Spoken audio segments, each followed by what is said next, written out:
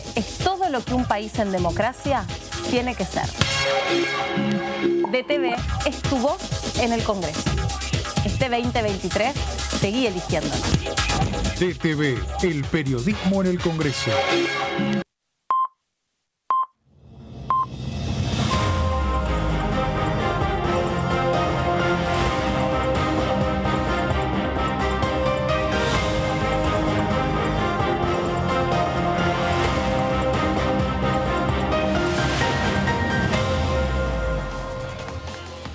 Hola, bienvenidos a la segunda edición. ¿Cómo están? Acá arrancando una nueva semana, muy de otoño y muy lunes. Yo estaba así, les decía a mis compañeros, se vino con todo. No sé, yo tengo un frío, pero tampoco está para tanto. No está para hay tanto, nada pero te veo abrigada, te veo con el fueguito abajo en los pies. Me traje el caloventorche. Te trajiste, ¿Imaginas? Si no está, ¿no? Te trajiste los fueguitos de... ¿cómo se llama? Pero es que no sé por qué estoy así. Bueno, será que estamos en otoño y... Será que tanto calor, un poquito de frío viene y sin transiciones. Desprevenidos. Bueno, ¿cómo andan? ¿Todo bien? Todo bien, creo que sí, que es un día intenso el de hoy. Muy intenso por lo que está sucediendo. Lo que sucedió hace un ratito nomás en allí en la General Paz. Sí. Muy doloroso ver esas imágenes, la verdad. Absolutamente una situación que tiene muchísimos condimentos, ¿no? Y habrá que ver si efectivamente, más allá de una situación que se viene repitiendo a lo largo del tiempo, que tiene que ver con el ataque a los colectiveros, se puede encarar de otra forma, porque siempre en estas situaciones surgen los discursos altisonantes, yo te dije, vos me dijiste, y todo esto es un condimento social, es una muestra más de lo que está pasando. Sí, es como una olla a presión, ¿no? Donde uno dice, ¿y esto cómo termina? ¿Y cómo es que una persona le puede pegar una trompada a un ministro? También en el contexto de una situación dolorosísima, que es esto que yo también escuchaba el relato de los colectiveros. Salgo a las 3 de la mañana de mi casa y salgo con miedo. Sí. Trato de pasar por algunas zonas y trato de modificar los recorridos por decisión propia porque tengo miedo que me maten. Y los matan. No, y es el cuarto caso en La Matanza en los últimos 10 años de colectiveros. Un colectivero daba el testimonio hoy que pasa por 7 villas, de una cabecera a la otra, entonces también es el lugar por el que pasa la gente que va a trabajar a la cabeza no le para, entonces también le roban en la parada, entonces se está dando todo ese cóctel y el ministro que decide bajar en un punto de la General Paz que con esto de decir yo resuelvo los problemas en persona y quizá no haya falta llegar a eso si los resortes intermedios funcionaran.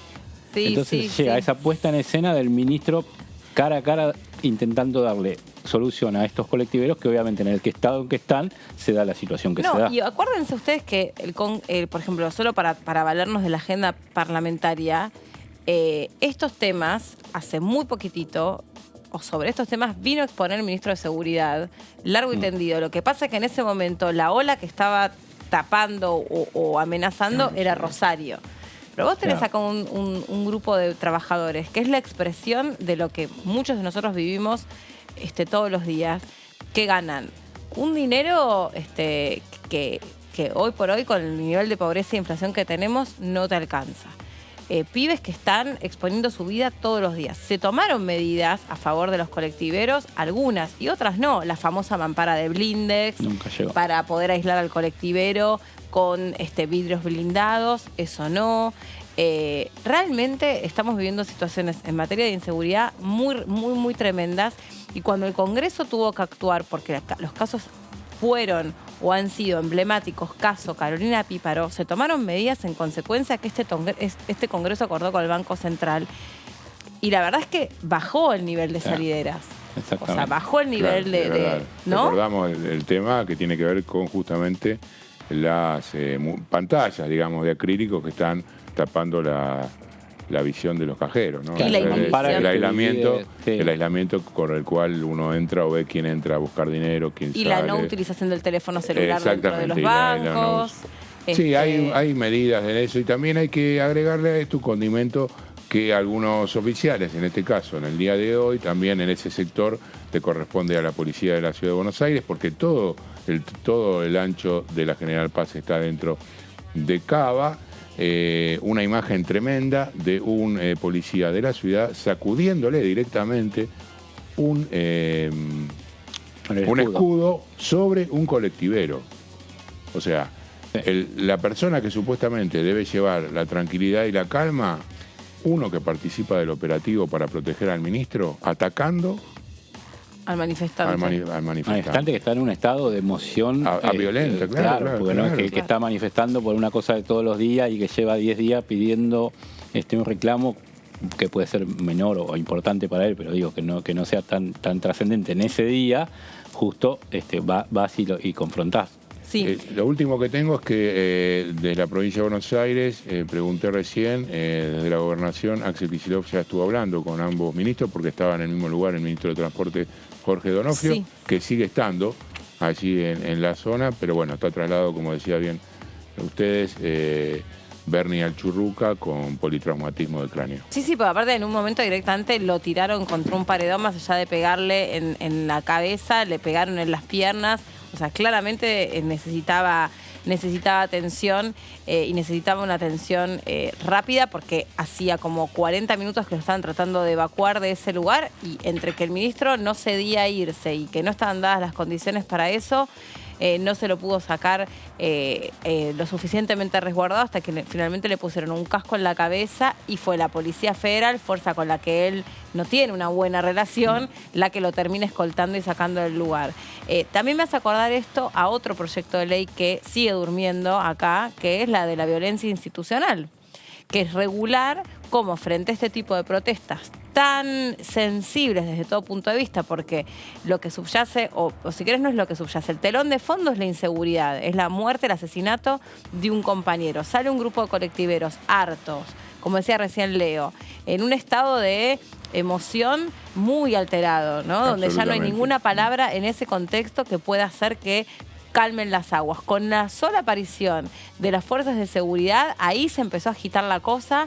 Por ahí fue inoportuna la decisión de traer esa fuerza en ese lugar, fue inoportuno que baje el ministro sin el resguardo debido. Y después lo que vos decís, los abusos que uno sigue viendo que se cometen contra los manifestantes, contra los periodistas.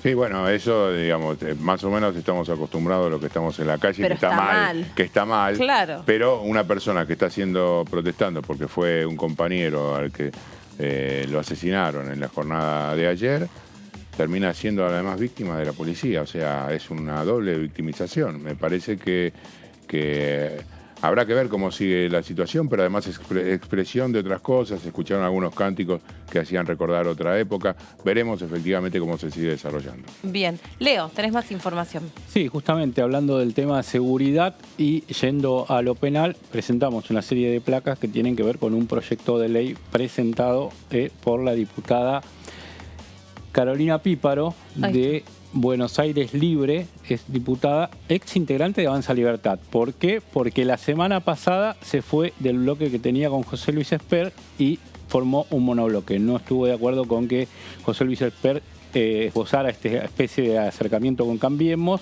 Tampoco se pasó al bloque de Milei, con quien venía votando en sintonía, pero se quedó en un intermedio como para poder tener libertad de actuar de aquí hasta fin de año, cuando se dé una nueva reconfiguración de los bloques parlamentarios. Lo que propone la diputada Carolina Píparo, platense de la provincia de Buenos Aires, por eso el bloque Buenos Aires Libre, es la modificación del artículo 50 del Código Penal y el 5 de la Ley de Régimen Penal de Minoridad, en lo que tiene que ver con que los menores que cometen delitos, ese hecho se le tome como reincidencia para sumarlo a una pena futura en caso de que vuelva a delinquir. Hoy, de los 16 a los 18 años, a los menores no se le computa el hecho delictivo, entonces cuando después vuelven a cometer otro delito no tienen ese antecedente y no se agrava la pena. Aquí vemos en la siguiente placa que Píparo argumenta en los fundamentos del proyecto esto que estamos diciendo de los delitos cometidos por menores están relacionados con la edad de imputabilidad que les permite gozar de impunidad. Esto de un adulto que pone a un menor a cometer el delito porque un aprovechamiento de esa situación. Es más fácil zafar de la justicia. Y hoy los menores pueden cometer 1 o 1000 delitos y no se considera la reincidencia, dice la diputada Carolina Píparo. Claro, los menores de edad aún que la justicia los encuentre culpable, todas esas situaciones en las que terminan involucrados, por más graves que sean, no se consideran antecedentes penales. Exactamente. Entonces, por eso no son, por lo tanto, por eso no son reincidentes. Entonces vuelven a hacer otro, y vuelven a hacer otro, y lo que dice la diputada Exacto. es, bueno, y no hay acumulación o interpretación de acumulación de delitos, dándose cuenta que del otro lado, por ahí lo que tienen es alguien que tiene un perfil criminal, más allá de su corta edad. Y con esa persona, capaz que necesitas un programa distinto. Y otros te dicen 16. Tienen programas, Tienen programas. No están, ¿no? Digamos, yo en ese sentido creo que existe al respecto una direccionalidad de la justicia para justamente estos casos. Además, uno piensa, ¿no? Bueno, hay extremos, ¿no? Que piden que se le acuse a los 12 años, uno escucha barrabasadas por el estilo, ¿no? Sí. Me parece que siempre hay que atender la situación de cada uno de estos pibes, eso está clarísimo. No, eso desde ya, y existe, por supuesto, digamos, todo lo que es la justicia de menores. Lo que pasa es que lo que muchas veces sucede es que, a ver, para mí acá la biblioteca es justamente la postura de Carolina Píparo, que ella un día se convirtió en víctima directa de un delito. Entonces ahí cuando vos te convertís en víctima directa de un delito, obviamente te cambia la perspectiva respecto de lo que vos crees o interpretás desde un mostrador o desde un escritorio, qué es lo que se tiene que hacer con un menor que delinque. Pues muchas veces lo que te dicen es, sí, es cierto, no es que quedan totalmente impunes, quedan a disposición de la justicia de menores, muchas veces quedan en algunos sistemas de, digamos, de retención, ¿no? de estos chicos, porque no hay quienes se puedan hacer cargo de ellos, pero cuando salen, viste que es por un tiempo determinado. Sí, claro. Cuando salen, realmente no existe un puente en esa salida que chequee a dónde van a parar, con quiénes van a estar. Sí, claro, entonces ahí uno se plantea dónde van los recursos, en definitiva, ¿no? O sea, si no siempre estás mordiéndote la cola porque no hay una solución efectiva, los chicos siguen estando en la misma situación. Sí, muy complicado para mí, sobre todo eso, ¿no? Digamos, en qué parte del proceso te toque estar. Sí, la legislación está, como dice Fabián. Lo que pasa es que falta, primero, recursos para que simplemente, de los primeros que se recortan en cualquier ajuste que hay, es de las primeras áreas que se da de baja partidas presupuestarias. Entonces es difícil con estos chicos, digo, con la situación familiar que tienen, todavía sumarle que no hay, desde el Estado hay elementos, pero no hay fondos, se hace difícil. Entonces se llegan a pedir medidas como estas para la situación, como vos decís, en primera persona, obviamente, como fue Bloomberg en su momento, 2004, 2005, acá Carolina Píparo, también otra víctima de estos delitos, también en primera persona viene y presenta este tipo de proyectos. Vemos la siguiente placa, también argumentos de Carolina Píparo en lo que tiene que ver con este proyecto presentado el viernes. Dice, pongamos límites desde el Congreso a todos los que eligen delinquir. Y dice que los delitos cometidos por menores son cada vez más frecuentes y están íntimamente relacionados con la edad de imputabilidad, que les permite gozar de impunidad frente a hechos aberrantes y porque el costo de delinquir es bajo o nulo. Es un poco lo que decíamos antes de medir esto de qué riesgo tiene el menor y muchas veces, como decía también, utilizado por mayores para estar al frente. También acá, en un rato vamos a hablarlo probablemente y podemos preguntarle este tema al diputado Tailade, ¿no? Que vamos a estar charlando con él. Pero también del otro lado, digamos, los hombres de ley que te dicen, en realidad la ley no está para esto. Claro. En realidad la ley está para que se cumpla y para que le equipare una sanción a un hecho. No está para prevenir, no está para, en otro sentido, que cambie la conducta de la persona en términos, digamos, profundos, ¿no? O sea, ¿para qué vos querés cumplir la ley? Bueno, porque si hiciste eso que está mal, si robaste, según la ley, te corresponde tal o cual sanción. Para todo lo demás están otros aparatos, ¿no? Sí. O sea, está la escuela, está bueno, sin ir más lejos, el otro día esta tremenda historia de esta parejita que estaba en situación de calle a los que se les murió una bebé. Sí. Y vos decís, bueno, le sacan el otro bebé y el otro nene lo tienen judicializado porque además están atravesados por una situación de consumo problemático, están en una situación de calle, no tienen laburo, como un círculo, ¿viste? Como lo que hablábamos otro día con el diputado Arroyo. muy difícil Sí. de resolver. Y también en un punto la justicia ahí tiene que decir, momentito, ¿se les murió un bebé? ¿Se les murió usted solo? No, se les murió un montón de personas que pasan por al lado y no hicieron nada, porque se murió acá a pocos metros. La invisibilización ¿No? de esas cuestiones Pero- es así, digamos, ¿no? Se le murió a la sociedad en realidad. Claro, se le murió claro que sí. a un país que no tiene la suficiente, o a una ciudad, o un país en general que no tiene, está aplicando los recursos con la eficiencia suficiente para llegar a todos lados. O quizá justamente ahí tenés planteado el tema de discusión que siempre se da, ¿no? Por un lado el tema de la violencia, con diputados que enarbolan la bandera de la bala, digamos, ¿no? Quizá no para este chico de estos casos en particular, pero últimamente se ha escuchado mucho. Y por otro lado la cuestión de cuánto hay que gastar en el Estado, porque ahí hay otro debate que se viene, ¿no? Va a ser el eje de la campaña electoral. Hay que seguir invirtiendo, hay que seguir apostando a estructuras más efectivas, por supuesto, más eficientes, pero hay que restar de un lado para poner en el otro, o hay que conseguir más recursos para generar más políticas inclusivas en absolutamente todos los ámbitos. Claro, y en el tema personas en situación de calle, acordate que en la pandemia, que lo habíamos hablado en varios programas, se había dado esta situación que no podían estar en la calle justamente por este tema del virus, y se daba ese debate de dónde van, y se quejaban que en los refugios o en los hogares los recibían de noche, pero de día los dejaban libres y no tenían dónde ir y no tenían dónde estar. No era una cosa totalmente integral y complementaria.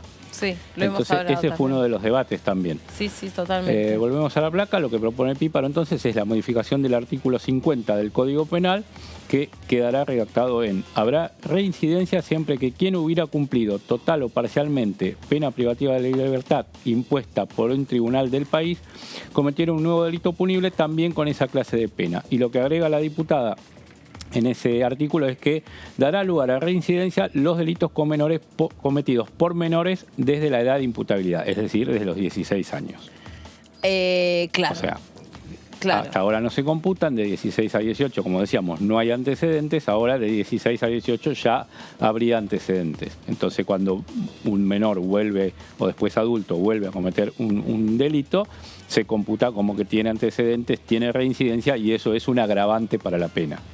Por eso Claro. Carolina Píparo está buscando este Que a concepto. los menores de 16 años, si cometen un delito grave, sí se los separa de la sociedad. Claro, exacto. Y se los pone en un Son régimen institutos, patronatos, es Claro. el régimen penal juvenil. Exactamente, Que al que régimen también, penal. como decíamos con Fabián, le faltan fondos.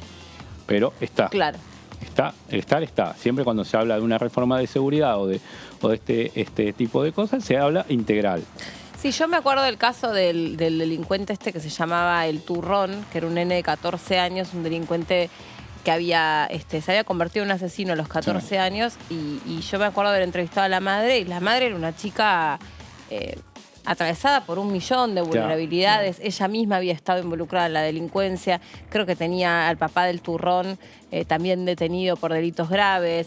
La chica consumía, no tenía recursos. Entonces vos lo tenías. En ese caso, me acuerdo el caso porque era un caso muy, muy extremo de muchísima aplicación de la violencia en la vida de ese chico. Y también, obviamente, él había participado de un delito gravísimo, ¿no? A los 14 años había empuñado un arma y había matado a alguien. Y es un debate que esté instalado porque también sabemos que hay gente detrás de esos menores de edad que se aprovechan de esos menores y que después, si esos chicos son separados de la sociedad y son llevados o metidos dentro del régimen penal juvenil, y por ahí están, creo que pueden estar en un máximo de 2 años en algún tipo de no es asilo, vos lo dijiste antes, de patronato e instituto son. De instituto, gracias, no me salió la palabra. Cuando salen, ¿a dónde salen?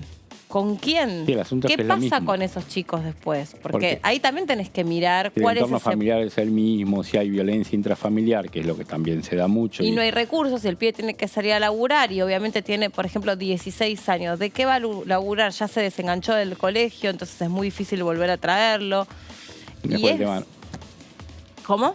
no, después el tema narcotráfico, que ves también, vuelve a su entorno natural, pero ves que el narcomenudeo, lo que sea, que está en la esquina, Claro. el pibe de la misma edad de él tiene una zapatilla, tiene la moto, tiene cosas, y vos decís, él vuelve a laburar. Sí, el otro día la diputada Dania Tabela decía que un chico por cruzar un puente en el conurbano bonaerense con droga cobra hoy, un soldadito cobra 2.000 pesos. solamente lo digo entre comillas, solamente, o sea, por cruzar droga de un barrio a otro, cobra 2.000 pesos. Lo dijo acá la diputada Tabela. Claro. Entonces, pone eso en un contexto, ¿no? De pibes que no tienen nada, no tienen nada. Exactamente. Entonces, bueno, decíamos, además de la modificación del régimen penal del Código Penal, también el artículo 5 de la Ley del Régimen Penal de Minoridad, las disposiciones relativas a la reincidencia son aplicables al menor que sea juzgado exclusivamente por hechos que la ley califica como delitos cometidos a partir de la edad de imputabilidad. Y en la última placa tenemos datos, acá dice, si fuera juzgado el delito cometido después de esa edad, las sanciones impuestas por aquellos hechos darán lugar a la reincidencia. Esto aclara, antes de pasar a los datos que te decía, que según el último registro de procesos del niño en el año 2021, en la provincia de Buenos Aires, se contabilizaron tan solo en ese año 1.463 procesos penales contra jóvenes imputados en delitos, registrándose 1.716 imputaciones formales. Con la diferencia de estos dos números, la diputada Píparo lo que dice es: estos datos permiten concluir que hubo jóvenes imputados en más de un delito penal. Bien. ¿Tenés más? No, estamos bien. Eso es el final perfecto. Bueno, un tema interesante y un tema que no es nuevo, lamentablemente, y que según corren los años, mientras estos niños o niñas o adolescentes no estén contenidos en distintas estructuras que puedan revisar en qué situaciones viven, lamentablemente esas cifras que se traducen después en pibes vinculados a la delincuencia o al narcotráfico crecen. No hay otro final. Son cifras que inexorablemente crecen. Nos llama Sofi Raimundes, ella está trabajando en el Salón Delia Parodi en el móvil para contarnos sobre una actividad. Sofi.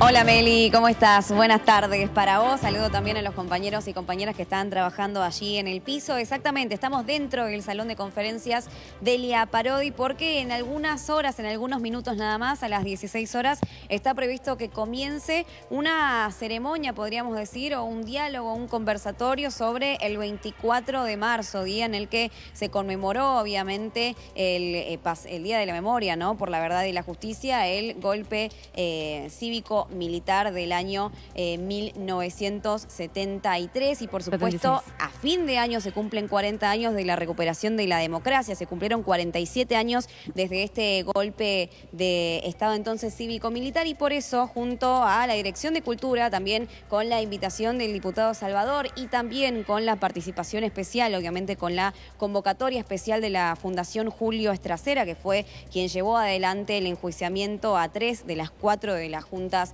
militares que participaron en este periodo tan oscuro de nuestra historia nacional, van a realizar una exposición, un diálogo sobre este 24 de marzo pasado y sobre la recuperación de la democracia también, sobre las deudas que tenemos al día de hoy y también cuáles van a ser los objetivos de aquí en adelante para cumplir. Va a comenzar a las 4 de la tarde entonces, está previsto que dure hasta las 19 horas aproximadamente, con 100 invitados, aproximadamente también 3 disertantes a la cabeza en esta mesa que ven a mis espaldas y obviamente se van a tratar temas de coyuntura general sobre cómo estamos en política parlamentaria obviamente, pero en la política general más que nada porque estamos atravesando un año electoral y también sobre la importancia de las actividades culturales que se vienen desarrollando dentro de nuestro Congreso Nacional porque sin ir más lejos, el pasado 25 de marzo se proyectó la película Argentina 1985 aquí en la explanada de nuestro Congreso y esto por supuesto forma parte de seguir cultivando la memoria, como decimos siempre, y de seguir teniendo presente esta fecha tan importante para nuestra historia. Sí, así es, Sofi. Nosotros acompañábamos la previa de lo que era la proyección de esa película y también cuando se proyectó la película, las palabras que tuvo concretamente Cecilia Moró, la diputada Cecilia Moró, a donde reflexionaba sobre lo que había pasado con el Congreso durante la dictadura militar, hechos que también lamentablemente hemos visto en algún otro país de Latinoamérica con motivo también de golpes que intentaron, interrumpir otras democracias de Latinoamérica. Me parece que es una actividad interesante.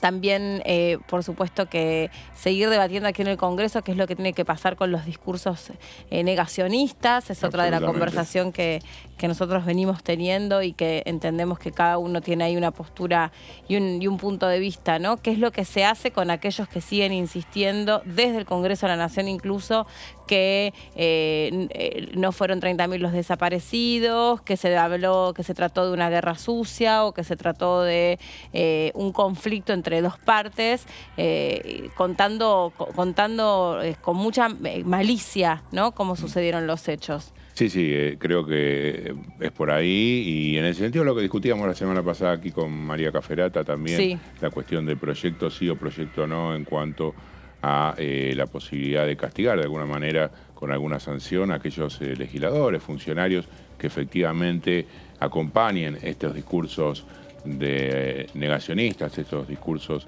que de alguna manera ponen en duda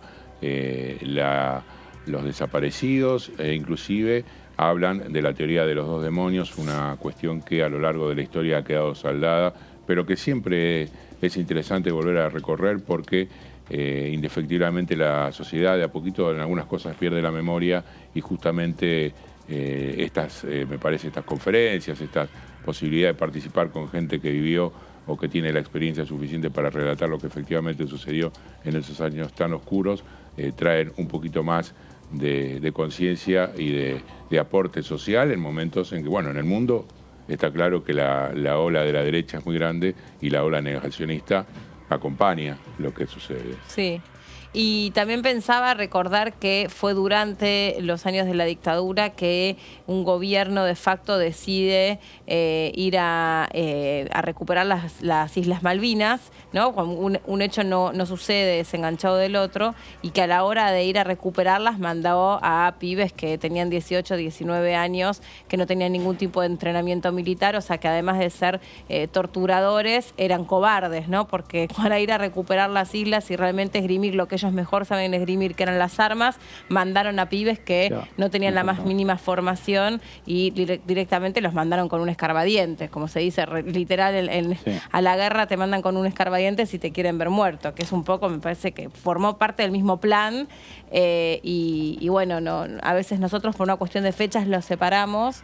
Y por una cuestión de cercanía con lo que fue la recuperación de la democracia, tendemos a pensar que lo de las Islas Malvinas estuvo desenganchado del proceso militar. Fue la idea de la perpetuidad. La idea para la continuidad. Exactamente. Ya Macera, que era integrante de la Junta, ya estaba como haciendo algunos atisbos de formar un partido. Ya había alguna cosa para darle continuidad por allí con algún modelo democrático, entre comillas. Pero todo quedó trunco y se desencadenó por Malvinas el final. Sí, que también por una cuestión de proximidad de fecha, Sofi, está bueno también homenajear, recordar, y sabemos de muchos trabajadores de la Cámara, incluso el diputado Aldo Leiva, pero muchos otros trabajadores de la Cámara son excombatientes, y muchas otras personas decidieron ocultar su condición de excombatiente porque después les resultaba muy difícil insertarse en la sociedad, conseguir un trabajo, desarrollar una vida relativamente normal, porque todo el mundo los tildaba de los loquitos de la guerra. Entonces era muy difícil, si vos contabas qué es lo que había pasado con vos, que alguien te diera una oportunidad. ¿Ibas a decirnos algo, Sofi?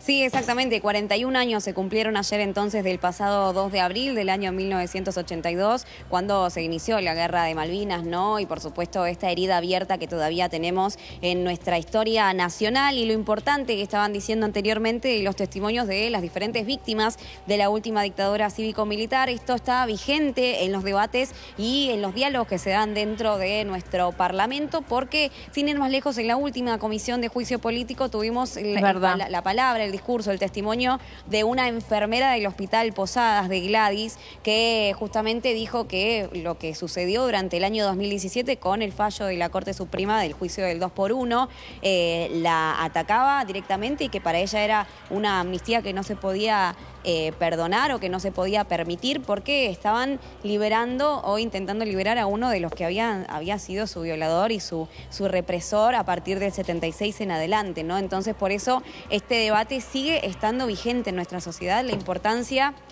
de tener leyes. Bueno, después el 10 de mayo del 2017 finalmente se derogó este 2x1, pero todavía son discursos que siguen estando latentes y por eso la importancia, la memoria es la justicia, ¿no? La importancia de seguir sosteniendo que esto pasó hace no tantos años, 41 años de Malvinas, 47 del último 24 de marzo del 76, el 9 y el 10 de diciembre de este año van a ser 40 años de la recuperación de la democracia. No es un dato menor, por eso obviamente se celebra esta fecha, pero va a ser recién a fin de año y obviamente con los 30.000 desaparecidos y con lamentablemente los torturados y las torturadas que hoy en día también siguen dándonos su testimonio de lo que han tenido que sufrir en estos años y por supuesto lo que se trata en juicio político, principalmente con lo del 2x1 y demás, no es ajeno a lo que sucede también en nuestra coyuntura en general, por eso la importancia de la exposición del día de hoy de la Fundación Julio Estracera y de lo que puedan aportar también en materia de derechos humanos, porque recordamos también que el pasado 27 de febrero, hace un mes prácticamente, se cumplió un nuevo aniversario del fallecimiento de Julio Estracera, que falleció en el 2015, y obviamente su gran legado que vuelve a ponerse sobre la mesa luego del éxito, ¿no?, de la película argentina 1985, que fue nominada a los Oscar y que un poco los más jóvenes, ¿no?, el rango etario menor se enteró de cuál había sido su carrera, o quizás le puso el rostro o imagen, sí, ¿no? Y algo claro, a Julio Estracera. Y algo que es muy de esta época, Sofi, que es esa necesidad, ese rol de los jóvenes, ¿no? Digamos, cómo los jóvenes traen un aporte novedoso, diferente y necesario en los grandes procesos que luego se convierten en historia. En ese caso, en un capítulo un poco más feliz, que fue la posibilidad de enjuiciar al rango superior de los militares que habían llevado adelante este proceso. Ahí la película un poco lo que muestra es eso, y hoy nosotros también vemos cómo los jóvenes llevan adelante otras banderas, tratando de ayudarnos a acompañar los cambios de el golpe de ritmo que marca esta sociedad, ¿no? A los cambios que requiere esta sociedad. ¿Quién es mejor que los jóvenes para eso? Sofi, en un rato vuelvo con vos. Gracias. Sí. Bien, hasta luego, gracias. Hasta la próxima, un gusto poder saludarte. Nos vamos a nuestra primera invitada.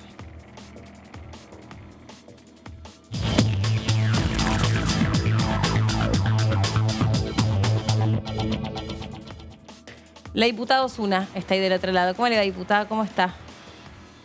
¿Qué tal? ¿Cómo va? Buenas tardes. Bien, muy bien, por suerte, gracias. Bueno, ahí estábamos hablando de todo un poco, pero le quiero consultar porque usted forma parte de la Comisión de Educación, entre otras, por supuesto. Y recién hablábamos de un proyecto que traía nuestro compañero Leo Fredes sobre otra vez debatir respecto a qué tiene que pasar con el plan para identificar cómo contener a los pibes que terminan cometiendo delitos y cómo poder sancionar esos delitos acorde a la edad que tienen, por otra parte, ¿no? Es un proyecto de la diputada Carolina Píparo. La educación no puede estar al margen de esta situación tan grave. Bueno, no conozco el proyecto, pero en realidad estamos hablando de una situación que tiene historia acá y que tiene que ver con vincular la seguridad con el índice de edad o el incremento o la baja del índice de comisión de delitos y en todo caso involucrar a niños, niñas en una responsabilidad que los excede y que en realidad deberían marcarse en un enfoque mucho más integral e integrado para estos temas. Pero le digo y le confirmo, no, yo estoy en la ciudad de Paraná en estos momentos.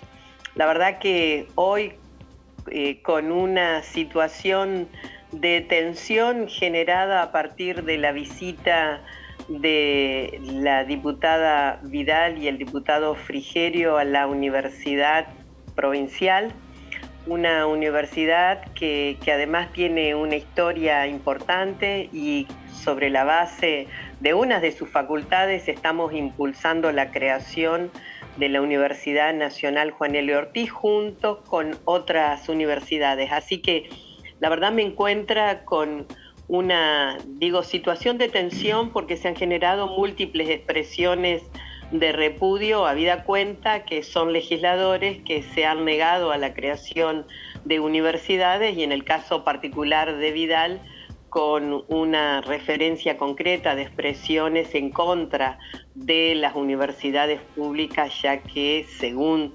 su expresión, su decir, los pobres no llegan a la universidad. Así que bueno, en eso me encuentra. Diputada Osuna, gracias, la verdad que yo no estaba al tanto. ¿Qué pasó entonces? La diputada Vidal fue a una universidad y ahí, digamos, no les gustó la visita.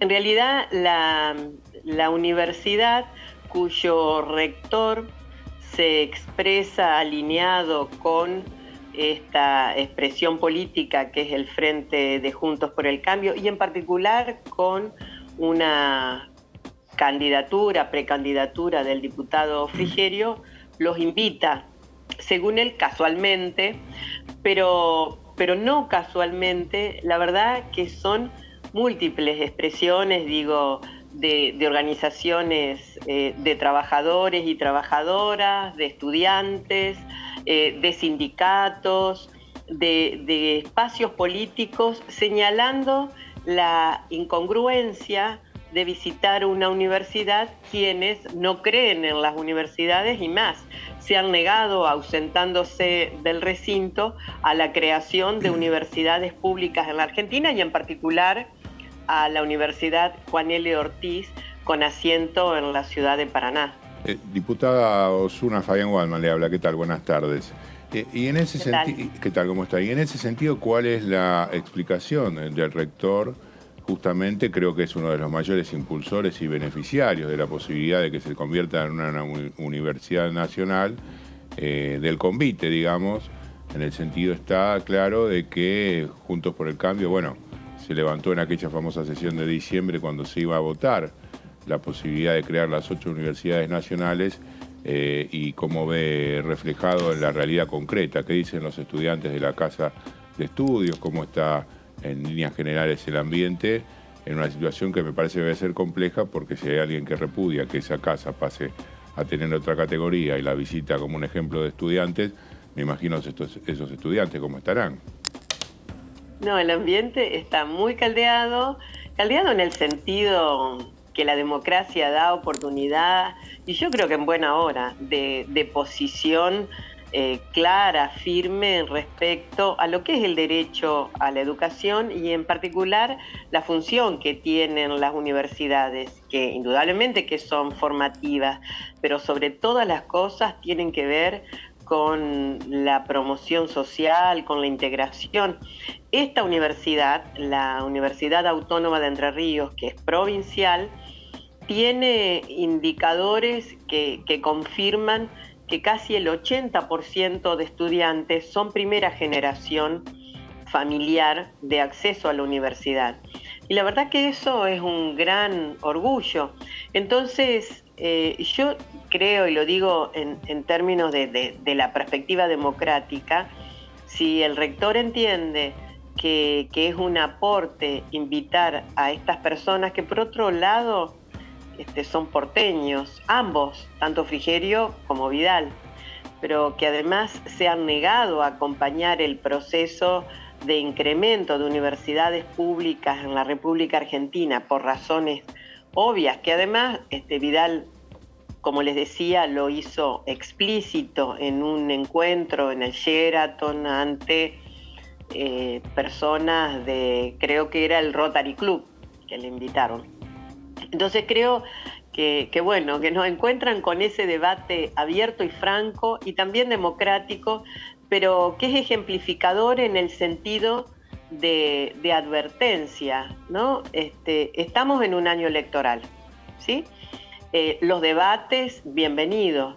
Ahora, está bueno que en ese proceso de debate quienes aspiran a ocupar cargos y han tenido responsabilidad política de gestión, el caso de estas dos personas, puedan además hacerse cargo de las acciones que han llevado adelante. Yo tengo muy presente, por ejemplo, una nota que el Consejo Interuniversitario Nacional, que es el ámbito que reúne a los rectores y rectoras de universidades públicas del país, expresó ante el expresidente Macri, el ministro en ese momento Finocchiaro y secretarios de Educación Superior, el reclamo de la deuda que desde el 2016 arrastraban las universidades hasta el 19 y que fueron deuda que fue saldada, eran cuestiones de deudas de funcionamiento, recursos para el pago de docentes y para la infraestructura de las universidades, fue saldada finalmente en el gobierno del presidente Alberto Fernández y de la vice Cristina Kirchner. Entonces creo que yo, la verdad que celebro que se den estos debates, pero bueno, ustedes me llamaban por estas cuestiones y yo la verdad que aprovecho para compartir desde otro lugar que no es el Congreso, cuestiones que hacen a la dinámica de las definiciones que de última se completará con nuevas designaciones y la verdad que nombramientos de legisladores y legisladoras que poblarán la Cámara, ¿no? Sí, diputada Leonardo Fredes la saluda.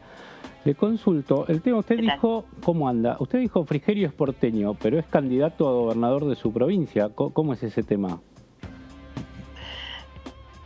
Bueno, hay una cuestión que tiene que ver con lo que permite la legislación electoral, pero cuando yo hago el señalamiento de porteño lo digo porque vale la pena además plantear que no es una cuestión casual que una persona que tiene su trayectoria, su vida, su organización familiar,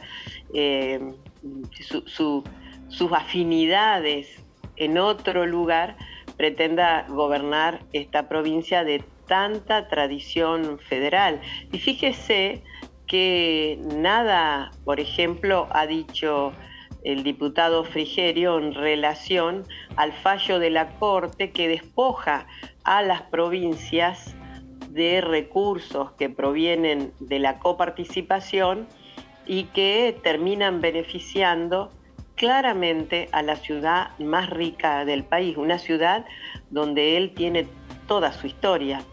Así que esas paradojas, esas tensiones que genera la realidad, pero que evidentemente tienen cabida en las reglas de juego que la propia legislación electoral plantea, por eso Frigerio es legislador elegido por la provincia de Entre Ríos y pretende ser gobernador de esta provincia. Y creo que en ese marco también está bueno hacer esos señalamientos, porque de última uno va aportando, digo, desde esta, que son datos informativos, datos de la realidad, pero también interpretación de conductas y de decisiones que quienes tienen pretensiones adoptan, ¿no? En este caso, respecto a la coparticipación, por ejemplo. También le quiero consultar porque se reveló esta semana última el dato de la pobreza. Hay zonas de la provincia de Entre Ríos que lamentablemente son muy, muy pobres, como una de las ciudades incluso en algunos casos más pobres, en un triste ranking. Y consultarle porque también un poco hablando con distintos analistas, lo que nos cuentan es que en realidad es una medición que tiene que ver con el poder adquisitivo, pero que por suerte, dentro de todo, quiero saber si usted comparte, en los hogares pobres hacen enormes esfuerzos por escolarizar a sus hijos. Es cierto, es realmente así, pero yo creo que esa medición, ya yendo al fondo de la cuestión, nunca puede interpretarse sin el contraste que tiene la realidad argentina. Por eso yo señalaba, la ciudad más pobre del país es la otra cara de la moneda de la ciudad más rica del país, donde hay 24.000 personas en situación de calles, donde una beba muere en la indigencia, desprovista de toda protección. Creo que en esta Argentina de hoy, la verdad que plantearnos frente a estos indicadores, no únicamente la cuestión, yo diría, morbosa del drama de la pobreza, que realmente es un drama, sino la comprensión más íntegra de en una Argentina que crece, qué es lo que está pasando, que estas situaciones se dan, ¿no?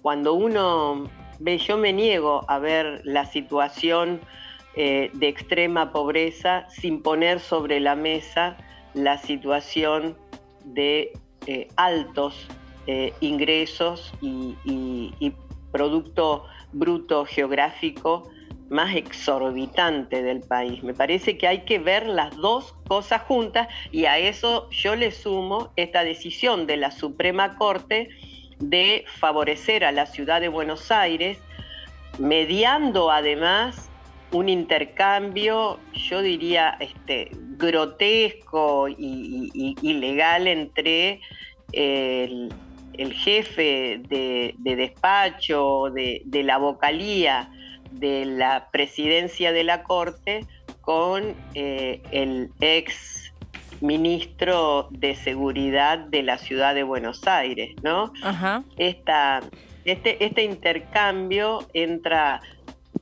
a formar parte de una trama sobre la que hay que abordar las situaciones de extrema pobreza y también de extrema riqueza. Diputada Osuna, y hablando de esto que usted plantea en cuanto a la desigualdad y a la distribución de la riqueza, hay una discusión que está dentro del Frente de Todos, se viene llevando desde hace rato, en función de esta famosa suma fija. ¿Cuál es su postura y cómo observa el que se pueda desarrollar lo que resta de aquí a fin de año, una campaña electoral que seguramente estará marcada y signada por una situación económica que mostrará seguramente en el mes de marzo un número muy similar de inflación o superior, quizás según algunos anticipan, al mes de febrero? Creo que la paradoja entre una Argentina que crece y a la vez la pobreza creciente nos interpela en relación a la distribución. No estoy diciendo nada nuevo, estoy nada más planteando cuestiones que de manera sintética lo que muestran o titulan son debates que deben dar lugar a políticas activas. Ahí está el tema de suma fija pendiente, un gran tema pendiente. Pero hoy también están algunas otras cuestiones que nosotros venimos hablando con legisladores y legisladoras, en particular de la Comisión de Trabajo. Yo soy impulsora de revisar algunos aspectos de la ley del contrato de trabajo y en particular de lo que respecta al balance social y a la responsabilidad de las empresas de informar a trabajadores y trabajadoras respecto a sus balances, sus ganancias, la composición de lo que serían aspectos destacados y sustantivos de la marcha y la evolución de lo que es el trámite de gestión en una empresa. Y lo señalamos en función de que hoy la ley lo que plantea es que solo lo deben hacer empresas de 500 o más trabajadores. En fin, hay toda una serie de cuestiones a analizar, pero es encontrar rendijas que realmente planteen que es urgente y necesario replantearse la posibilidad de una distribución más equitativa de la riqueza que generamos argentinos y argentinas. Esto tiene que ver con estos indicadores a los que hacíamos referencia. Si nosotros estuviésemos en un marco donde nadie gana, pero acá sí que hay quienes han ganado y han sido favorecidos y sostenidos, incluso promovidos por el propio Estado a razón de que se genera trabajo, que la dinámica económica se sostiene. Creo que poner en la luz, poner el foco en quienes quedan más postergados y tratar de equilibrar esa balanza es el gran desafío y es la gran deuda pendiente de nuestro gobierno en el marco de algo que es importante también tener presente, que es el brutal endeudamiento de Macri y sus socios. Creo que ese contexto que marca y que genera la deuda es el escenario por donde estos sucesos de deterioro de la vida que implican la pobreza deben ser interpretados y deben dar lugar a decisiones que el gobierno no debe demorarse en adoptar. Ahí está, sí, lo de sumas fijas y otras cuestiones más. Sí, diputada, le pregunto, ¿no? Y volviendo a lo parlamentario, después de esta sesión del martes en el que hubo una agenda de consenso con el tema Justicia Federal de Santa Fe a la cabeza, ¿es optimista de que se puedan dar algunas sesiones más acordadas o que se pueda ir a un camino de consenso y dejar este bloqueo que hizo Juntos por el Cambio durante el verano, condicionando todo a la continuidad o no del juicio político a la Corte que encabeza el oficialismo? A ver, yo tengo responsabilidad y obligación casi de ser optimista y de apostar a que efectivamente podamos arribar a acuerdos. Y al mismo tiempo arribar a acuerdos y de algún modo echar por tierra un discurso vacío que es, nos interesan tratar temas que le interesen a la gente. No sé si ustedes lo habrán escuchado, supongo que sí, porque ese es como el argumento principal, que la verdad que lo que trata de ocultar como pantalla es una negativa para que la democracia efectivamente funcione y que hay temas que usted nombró, uno que tiene que ver con la justicia en Santa Fe, que deberá tratarse en el Senado, pero además en la Cámara de Diputados tenemos una agenda más que importante que ha puesto a que efectivamente derribe esas razones que a veces son mentirosas, a veces son absurdas y nos permita ir por las universidades, nos permita ir por cuestiones que están vinculadas a salud, a la producción, al desarrollo científico también. Hay una agenda muy, pero muy importante que apostamos a que efectivamente eso pueda lograrse y se trate. Diputado Osuna, gracias por este contacto con nosotros, que esté muy bien. Gracias a ustedes, buenas tardes. Chao, buenas tardes, hasta luego. Bueno, muy bien, ¿vamos a una pausa nosotros? Si te Primera parece, pausa, aquí en la segunda edición, en un ratito les seguimos contando todas las noticias y seguimos también conversando con los diputados y las diputadas sobre los temas de actualidad.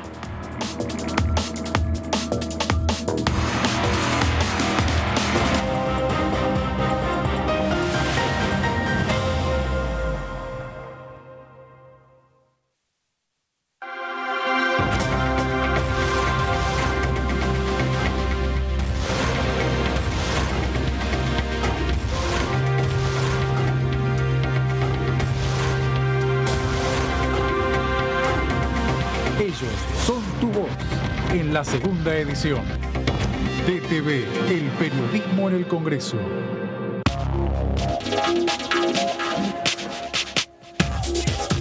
DTV es información, es diálogo, es análisis. DTV es federalismo, libertad de expresión, pluralidad de voces.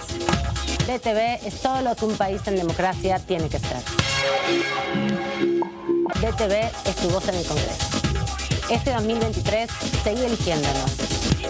DTV, el periodismo en el Congreso. ¿Cómo va a pagar? ¿Efectivo? ¿Débito? Pago lo que es justo. Hoy podés pagar como quieras, pero pagando siempre lo que es justo. Precios Justos es un compromiso entre todas y todos que nos permite desde la app avisar de faltantes e irregularidades para que nadie tenga que pagar de más. Esta medida va a traer orden en los precios y en las casas de cada familia. Bájate la app, escanea y conoce los precios justos. Primero la gente. Ministerio de Economía. Argentina Presidencia.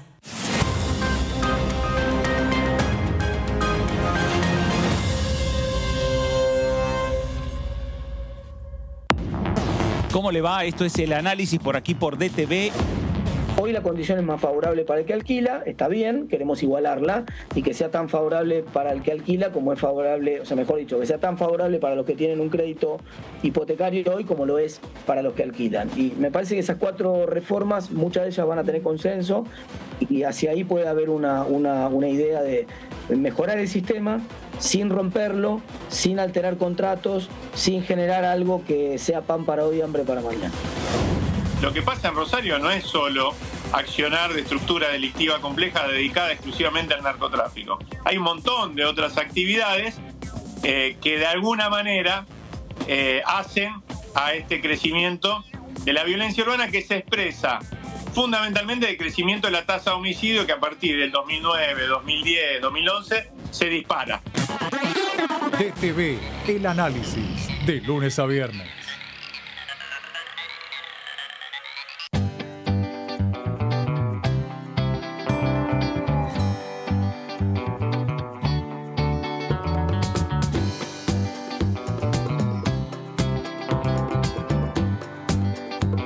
Para hacer visible y formalizar el trabajo en casas particulares, creamos el programa Registradas, generando empleo digno y de calidad. Inscribiendo a una trabajadora de casas particulares, formalizás un puesto de trabajo y asegurás que acceda a todos sus derechos. A través del programa Registradas, durante los primeros 6 meses, el Estado cubre el 50% del sueldo de las nuevas trabajadoras. Una herramienta para visibilizar, formalizar y reconocer el trabajo del personal de casas particulares. Argentina Presidencia.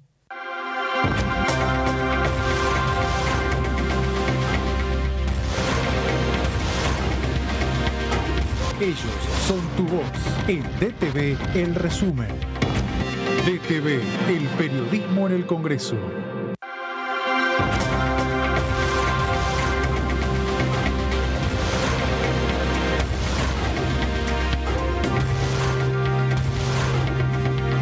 Ellos son tu voz en la 3ª edición. DTV, el periodismo en el Congreso. Cuando hagas una compra, paga como quieras, pero paga lo que es justo, porque ahora contás con Precios Justos, el compromiso que tomamos con supermercados y distribuidores de todo el país, para que más de 2.000 productos mantengan su precio por 4 meses y la previsibilidad de que otros 30.000 no superen el 4% de aumento mensual. Además, podés avisar de faltantes o irregularidades para que nadie tenga que pagar de más. Bajate la app, escaneá y conocé los precios justos.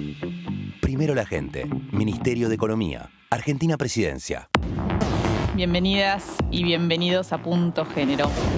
Hay una carta, una convención americana de los derechos humanos y la penalización del aborto, la penalización absoluta del aborto es contraria a los derechos que reconoce la convención.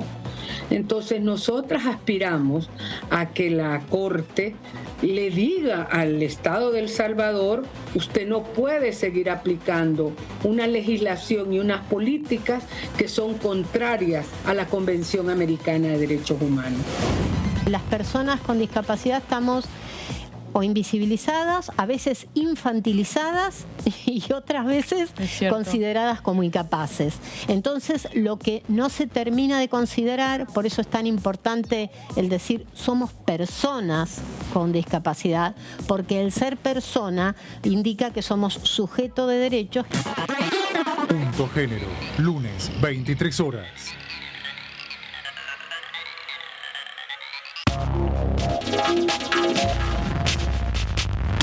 DTV es diálogo, análisis, información. DTV es pluralidad de voces, federalismo, libertad de expresión. DTV es todo lo que un país en democracia tiene que ser. DTV es tu voz en el Congreso. Este 2023 seguí eligiéndonos. DTV, el periodismo en el Congreso. Ampliamos las asignaciones familiares. A partir de marzo, igualamos el tope de ingresos para percibir las asignaciones con el piso del impuesto a las ganancias. De este modo, incluimos a 900.000 niños, niñas y adolescentes al sistema de asignaciones, poniendo en valor el trabajo de más de 600.000 familias trabajadoras. Primero la gente. ANSES, Ministerio de Economía, Argentina Presidencia.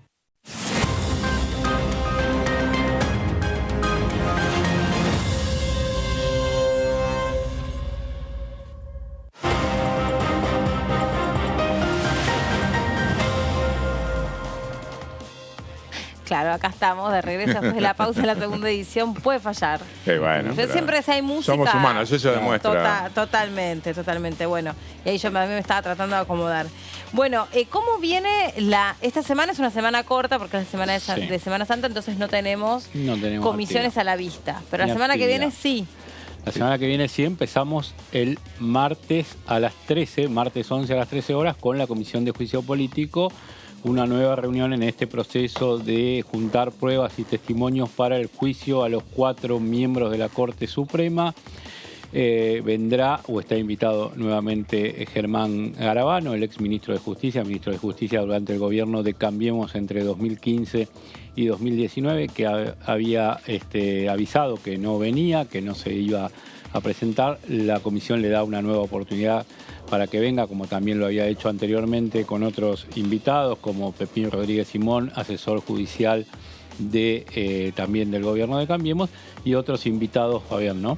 Sí, exactamente, porque lo que va a pasar a las 13 horas, cuando arranque la reunión conducida por la diputada entrerriana, hablamos con Entre Ríos recién, Carolina Gailar, es que se va a votar la medida que va a llevar adelante la Comisión de Juicio Político con respecto al abogado Marcelo Maceo. Este abogado que participó en el tema de los chats porque fue el que hizo la denuncia aquí en la ciudad de Buenos Aires, causa que fue tomada por el juez justamente Sergio Ramos, y en la cual participó el fiscal Carlos Stornelli. Maceo dijo a través de las redes sociales que no se va a presentar en la Comisión de Juicio Político porque considera que es una farsa y que, leo las palabras exactas, que esto es... Marcelo de Alessandro no fueran reales. Dije que mantenía conversaciones con él porque trabajara hace algunos años. Del hackeo de su teléfono surgen agregados, edición y manipulación. Y en otro tuit había dicho que no me voy a presentar ante una comisión de juicio político que pretende utilizar como prueba de cargo lo que recoge de la excursión de pesca ilegal, este término que viene utilizando la oposición, fundamentalmente en boca... el tema de las escuchas. Exactamente, Juan Manuel López, con el tema de las escuchas y en general con cualquier testigo que es invitado a participar, y desde la oposición dicen, ustedes no tienen nada, lo único que hacen es ver un show mediático, y si encuentran alguna perlita negra, esas famosas perlitas negras, que es ir a la pesca. Claro, esto también tiene que ver con que en un primer momento se citaba al testigo y se le podía preguntar sobre cualquier cosa sin decir por qué se lo estaba citando, o a propósito de qué expediente. Más que nada la justificación de por qué se hacía la pregunta. La citación se discutió siempre al inicio o al cierre de cada una de las reuniones. Okay. Eso, que pudieran explicar... Lo que pasa es que las primeras, como vos decís, Meli, fueron abiertas, entonces es como que se pasaba de un tema al otro y era desordenado, porque ahí Juntos por el Cambio decía van a la pesca porque preguntan del 2x1, preguntan de coparticipación. Hubo una que Gioja preguntó de coparticipación después de que Moró había preguntado por un caso de la Corte o por un fallo. Entonces, para ordenar un poco, desde la segunda o tercera reunión ya se empezó a hacer... Sí, por temáticas específicas. Eso fue lo que definieron en la comisión de asesores. Pero también en un momento, perdón, Fabi, que te interrumpa, en un momento yo me acuerdo de Leopoldo Moró, dice, lo que pasa es que si yo le tengo que explicar al testigo por qué estoy haciendo tal pregunta, o sea... Descubro todo el juego, muestro las cartas. Pierde el chiste. Exactamente. Y volviendo al tema de quiénes van a estar presentes, como decía muy bien recién Leo con respecto a Pepín Rodríguez Simón, que por supuesto no va a estar nuevamente, aunque la situación en la justicia uruguaya se cambió, porque antes estaba el pedido de él de asilo político, finalmente se lo denegó, en principio. Había pasado 2 instancias en Uruguay que le habían salido favorables por el asilo político y la Corte Suprema Uruguaya falló que no. ¿Y entonces cuál es su situación hoy? Su situación está a la espera, digamos, de lo que resuelva Interpol, en el sentido de lo que defina la Policía Internacional. El otro que efectivamente, como decía Leo, va a estar presente es el doctor Germán Garabano, el ex ministro de Justicia. Recordemos, durante su mandato estuvo todo el tema del 2x1, el tema del nombramiento de los nuevos jueces de la Corte Suprema, todos temas muy finitos en la hora de llevar adelante el juicio. Y luego también otro que tampoco se hizo presente, bueno, el senador José Torello, que también forma parte de esta conversación en los chats, que también fue referencia en cuanto a las conversaciones para llevar adelante el nombramiento de los 9 jueces. Torello lo que dice es el tema de esta inmunidad, porque es legislador, entonces no tendría por qué hablar, porque puede hacerlo por escrito. Pero esa inmunidad no tiene que ver con que se presente a la Comisión de Juicio Político, dicen desde el oficialismo. Entonces allí se da una controversia. Y también lo que argumenta el senador del PRO es que el día de mañana, si el juicio político avanza, si se logra el dictamen, si los 2/3 de los presentes del recinto de la Cámara de Diputados dicen que este juicio político debe avanzar como Cámara acusadora a la Cámara de Diputados para que el Senado juzgue, se van a encontrar con que Torello, que dio un testimonio aquí, va a tener que ser juez de este mismo caso y se puede dar la situación de que digan, como estuvo aquí en la acusación y va a estar allí juzgando. Entonces, para evitar esa incompatibilidad, según dicen desde Juntos por el Cambio, es que también Torello no se está presentando a este pedido de declaración. Sí. Va a ser una comisión, me parece, también de alto voltaje, porque al estar citados periodistas, como decía recién Fabi, siempre... es un tema sensible citar, porque además los periodistas no están bajo la ley argentina, bajo otras leyes sí, pero no están obligados a citar sus fuentes. Y eso te decían, Meli, perdón, ¿no? Pero te decían en la comisión, por lo bajo, algunos opositores decían, van a venir y a la segunda pregunta van a decir, me amparo en el secreto profesional y no digo más nada. Digo, es la buena voluntad de venir, es contestar una pregunta, si hizo la nota, porque se habla de la nota esta de que se acordó una situación entre el gobierno supuestamente y la Corte Suprema, entonces decir, si hizo la nota, que el elemento suba. La segunda pregunta, donde le consulten de dónde sacaron los datos, van a decir esto que te estoy diciendo y lo que estás diciendo vos también. Sí, en otras legislaciones sí existe, frente a determinadas situaciones o peligros o amenazas, vos estás obligado como periodista a revelar tu fuente. No es este el caso. Ha habido a lo largo de la historia distintas situaciones, incluso al revés, ¿no? Periodistas que han violado el off the record y han tenido que salir un poco como a sacarse la pelusa de encima, porque es lo peor que podés hacer como periodista. Y por otra parte, nosotros la única mochila que tenemos con nosotros es nuestra credibilidad. Entonces, si vos te sentás en una comisión televisada en vivo, ni siquiera a puertas cerradas, rodeada de diputados y de diputados, y te están preguntando en relación a muchos expedientes, no a uno concretamente, a muchos expedientes, que cuentes en qué circunstancia o cómo llegaste a tal o cual información, es incómodo. Absolutamente, absolutamente. Pero bueno, lo que también es incómodo, ¿viste cómo hacemos las conexiones? Es el tema de la educación, porque es uno de los que venimos hablando. Indudablemente mencionamos la situación de pobreza, mencionamos la situación de los pibes. Bueno, el diputado Daniel Arroyo, de quien hablamos hace unos minutos, justamente tiene una propuesta para modificar, que ya está elevada, no llegamos a preguntárselo a la diputada Blanca Osuna, pero para transformación de la escuela secundaria. La ley 26.206, que es del año 2006, es la que de alguna manera propone estos cambios y a los efectos de contribuir a la transformación de la educación secundaria del siglo XXI. Aquí plantea claramente la cuestión del abandono del colegio por parte de la población de los pibes a partir de tercer año. Y lo que dice es que, bueno, con respecto a la ley sancionada en diciembre de 2006 durante el gobierno de Néstor Kirchner, regula el ejercicio del derecho de enseñar y aprender, consagrado por el artículo 14 de la Constitución Nacional y los tratados internacionales incorporados a ella. Y la situación actual de muchos pibes en estado de abandono, de dejar de lado el colegio porque tienen que atender a la situación particular de cada una de las familias, aportar dinero. Hay estudios muy interesantes al respecto y además ahí se marca bien hacia dónde se vuelcan, por un lado, las mujeres en esa edad y hacia dónde los hombres. Las mujeres, por supuesto, tareas domésticas y de cuidado, y los hombres a trabajos de oficios. Esto lo que propone esta ley es habilitar prácticas, pero la anterior solamente habilitaba en carácter educativo y no podían generar ni reemplazar ningún vínculo contractual o regulación laboral. Una discusión que se ha dado aquí en la ciudad de Buenos Aires en el último tiempo, porque algunas empresas les permitían incorporar a estudiantes secundarios justamente con un trabajo, pero que no era retribuido.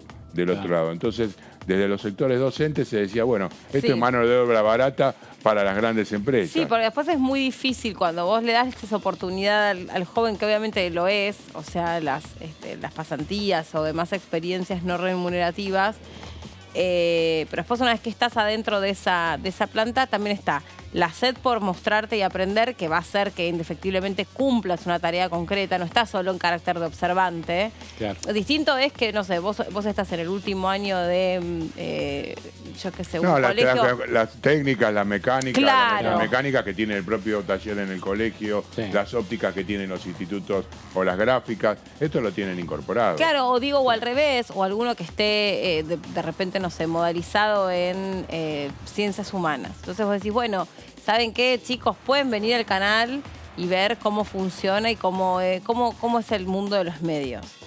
Pero ahí donde vos tenés, o sea, una cosa es que vengan a ver y estén ahí y anoten y escuchen y eventualmente alguna pregunta y no sé qué, y otra cosa es que directamente frente a la necesidad de trabajo, frente a las ganas de sacarle provecho a esa oportunidad, termines cumpliendo una tarea. Así es, eso es lo que efectivamente muchas veces sucede, y esa es la cuestión de alguna manera a la que quiere atacar a Arroyo con esto, porque dice que lo que él pretende con este proyecto es encaminarse a un sistema dual, que en los 2 últimos años se pueda realizar las 2 cosas a la vez, compatibilizar el estudio y el trabajo, y permitir elegir algunas materias en los 2 últimos años, porque la realidad, lo que veníamos planteando, es que a partir de los 14 ya existe una situación crítica con los adolescentes.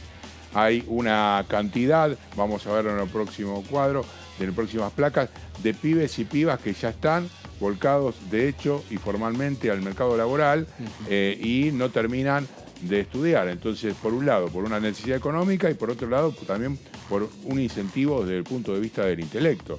Porque quizás muchas de esas materias no les atraen, no los interpelan, no les generan efectivamente una situación de aprendizaje concreto que les permita afrontar la vida cotidiana. Entonces dicen, bueno, hagamos cambios sustanciales para que esas cuestiones se puedan revertir. El 50% de los jóvenes termina la escuela secundaria, casi la mitad de adolescentes entre 17 y 18 años ya no asiste a la escuela. Y a esa edad, solo el 32% de los estudiantes culmina el nivel medio. Vamos a la que sigue. De alguna manera, eso es en la secundaria estatal. El 55% de los estudiantes presentan vulnerabilidad socioeconómica alta o media del hogar, mientras que el 44% representa una baja vulnerabilidad. Esto está en connotación concreta con el tema de la pobreza. Está unido indisolublemente, no hay ningún tipo de contradicción. En el nivel secundario privado, el 70% presenta baja vulnerabilidad socioeconómica del hogar, mientras que el 30% presenta una vulnerabilidad entre alta y media. Las diferentes posiciones de acuerdo al nivel socioeconómico que tienen los sectores de los jóvenes en la Argentina. Es que todo esto lo venimos charlando justamente con el diputado Arroyo todos estos días, y todavía no teníamos, creo que, el índice de pobreza, sino que teníamos, o sí, ya se había dado a conocer y ya lo habíamos hablado con él. La pobreza afecta, la pobreza estructural, ¿no? Esta ya frustración de, a pesar de confiar en las credenciales educativas, sentir que eso no necesariamente te va a conducir a salir de esa situación. Sí, no alcanza, es así, Claro. no alcanza, no llega a... Es, digamos, algo similar a lo que sucede con el trabajo cuando no alcanzás el nivel de ingreso suficiente, digamos. Vos sabés que tenés la educación que efectivamente, confiamos en la educación pública, confiamos en la educación privada de gestión pública, de gestión privada, pero todavía no alcanza a incorporar a la totalidad de los pibes que se encuentran excluidos. Y una parte de esta realidad, como dice esta placa, está sustentada con tener que ir a trabajar con sus padres, por un lado, ¿no? Y aportar ingresos a sus familias. Las mujeres de sectores bajos realizan actividades domésticas, mientras que los hombres hacen actividad productiva familiar. Y también lo que hablábamos con Arroyo la otra vez, digamos, generar un puente, ¿no? Entre los últimos años de la escuela secundaria con el mercado productivo, y también capacitar especialmente a las mujeres en oficios, porque siempre están capacitándose los hombres en oficios y las mujeres quedan cada vez más afuera. La verdad es esa. Hay poco oficio que hace más la mujer que el hombre. Sí, hay poco oficio, no, hay pocas cantidades de mujeres que hacen oficios, digamos. Creo que los oficios podrían ser a esta altura prácticamente los mismos, salvo quizá vos decís alguno que está relacionado con mucho más desarrollo de fuerza. No, es lo que estoy diciendo, lo dije de una manera distinta, pero es lo que estamos de acuerdo. Lo que digo es, si vos capacitas más mujeres durante la escuela secundaria en los mismos oficios que hacen los varones, repartís o tenés más chances de repartir un poco la desigualdad. Porque después vos tenés dentro de la sociedad aquellas personas que tienen los ingresos más bajos, que en general o informales, en general son los hombres vinculados a la construcción, se casan o están en parejas con las mujeres que también están dedicadas a oficios por los que se paga muy poco dinero. Entonces vos estás duplicando, digamos, no tenés ahí nadie que pueda traccionar o pueda mejorar un poco la condición del hogar, porque cuando también el INDEC lo había medido esto. Los obreros mayormente casados con empleadas domésticas. Entonces tenés dos ingresos muchas veces que no están registrados y que no tienen prácticamente chances de movilidad. No me acuerdo ahora, creo que lo decía él, pero no me acuerdo exactamente que la situación, si vos vas particular a las historias, yendo vuelta a esta pareja que vivía en la ciudad de Buenos Aires, sobrevivía en la calle, en la ciudad de Buenos Aires. Son de la provincia de Buenos Aires, vienen a la ciudad de Buenos Aires a vivir a la calle. En ese contexto tienen hijos. Esos hijos, ¿qué posibilidades pueden tener en ese contexto? Ese pibe y esa piba, que eran re jóvenes, ya padres, ya con consumo problemático, ¿qué casa van a alquilar? No, ahí ya te metes en otro. No hablemos del tema del alquiler, no hablemos del tema de la casa. Es todo. Sí, claro. No, digo que también está relacionado el tema del alquiler, que te cruza, que en varios proyectos que los veíamos, el alquiler te cruza con otros y se van cruzando entre todos los proyectos. Y lo de las universidades mismos también creo que está vinculado con lo de los alquileres. Universidades con alquileres, que también lo daban el otro día como ejemplo aquí en el programa, de los jóvenes, o lo dijo Rossi también en la introducción del informe del jefe de gabinete, diciendo a los jóvenes que tienen que abandonar sus lugares para irse a estudiar a otro lado, lo que implica, decía él, en el caso de él y hace años, tener dos casas por parte de la familia, una en Vera, en Santa Fe, y otra en Rosario, porque para poder estudiar y poder progresar se tenía que ir de su ciudad natal. Muy difícil. Igual yo creo que este proyecto que viene de una persona que está vinculado, fundamentalmente fue ministro de Desarrollo Social, a cuestiones que tienen que ver con la situación en que se desenvuelve y en que vive la mayoría de la población, vamos a tener algún tipo de debate dentro mismo del propio Frente de Todos. Sí, me parece que allí vas a encontrarte con sectores más ligados a la educación, que van a decir, bueno, sí, laburar está bien, pero no con dinero de por medio. Digamos, del proyecto de la Ciudad de Buenos Aires, que es el que yo he conocido y he seguido, por ejemplo, en la provincia de Buenos Aires, existe algo parecido a nivel de la nación. El propio ministro de Educación, Jaime Persic, lo apoya. Pero de ahí a decir, bueno, sí, ya que se vayan a laburar, digamos, me parece que hay otro paso y es otro tipo de debate. Habrá que ver cuánto avanza. No es muy optimista, Arroyo, que este año se vaya a tratar. Tiene buenas iniciativas, y lo que pasa es que a veces va un poco solo, como que la agenda no lo acompaña, porque la coyuntura te va llevando y tenés un montón de otros temas que te van llevando por delante, incluso quedan temas que pide el Ejecutivo y que todavía están entre los 18 del verano. Y Arroyo sí que va con unas cuestiones más de fondo, pero que no se va dando el debate. No, y además un año electoral en el cual él mismo me dijo, yo no tengo expectativa que este año se trate, quizás sí el año próximo con una agenda parlamentaria.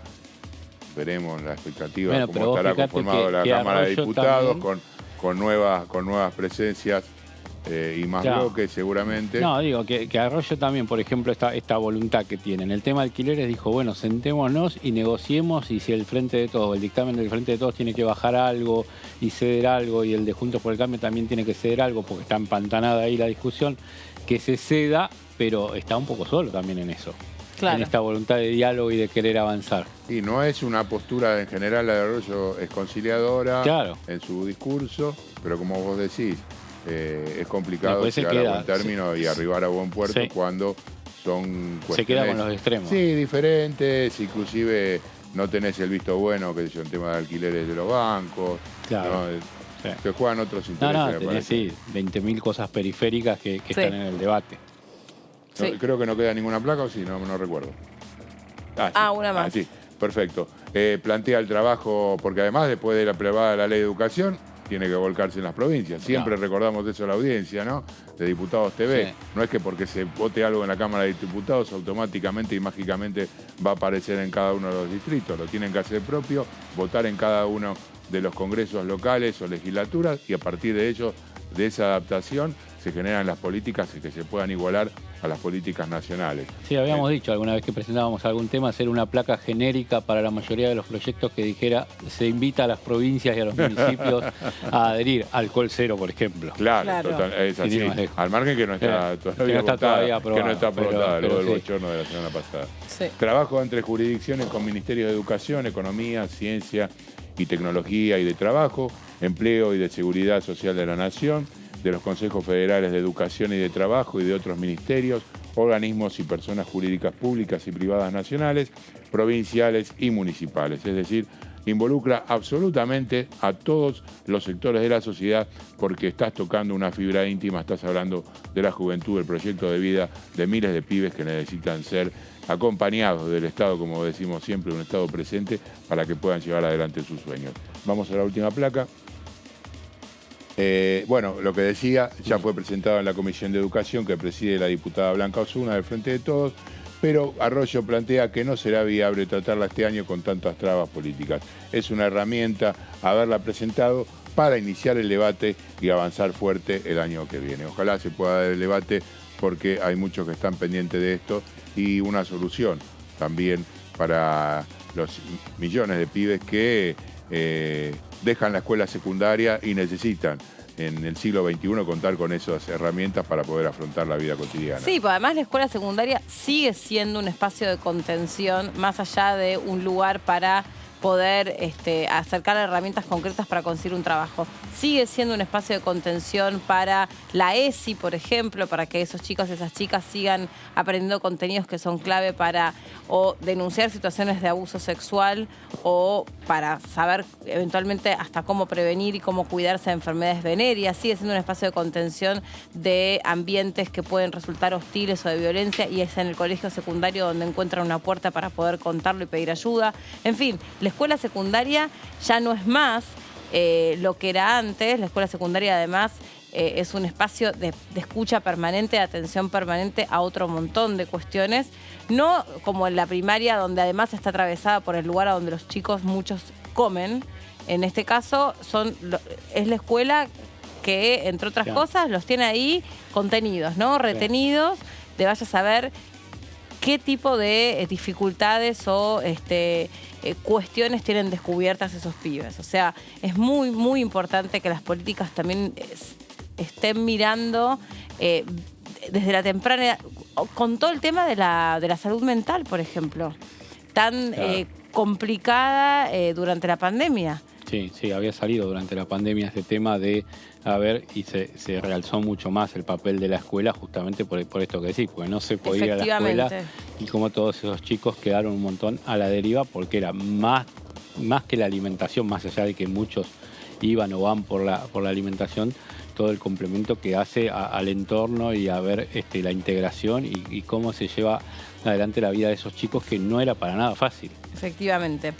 Bueno, muy bien. Vamos a compartir ahora un tramo de la entrevista de Romina del Pla, que estuvo con nuestro compañero Horacio Bon en DTV Entrevistas, donde obviamente analiza cuál es la postura dentro del Frente de Izquierda, pero también cuál es la situación económica y cuál es la plataforma desde la cual ellos intentan, en una minoría por supuesto, dejar bien en claro cuál es su sistema de valores en este Congreso de la Nación.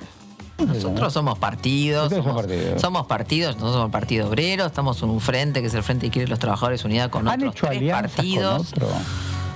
¿Han hecho alianzas con otros partidos? Sí, el Frente de Izquierda es una alianza con otros 3 partidos de izquierda, de la izquierda dura, podríamos decir, para lo que consideran desde afuera. Bueno, el Frente de Izquierda nosotros creemos que es una conquista importante, porque fue formado con un programa de independencia política muy importante. ¿Cómo se llevan con la gente del Frente de Todos?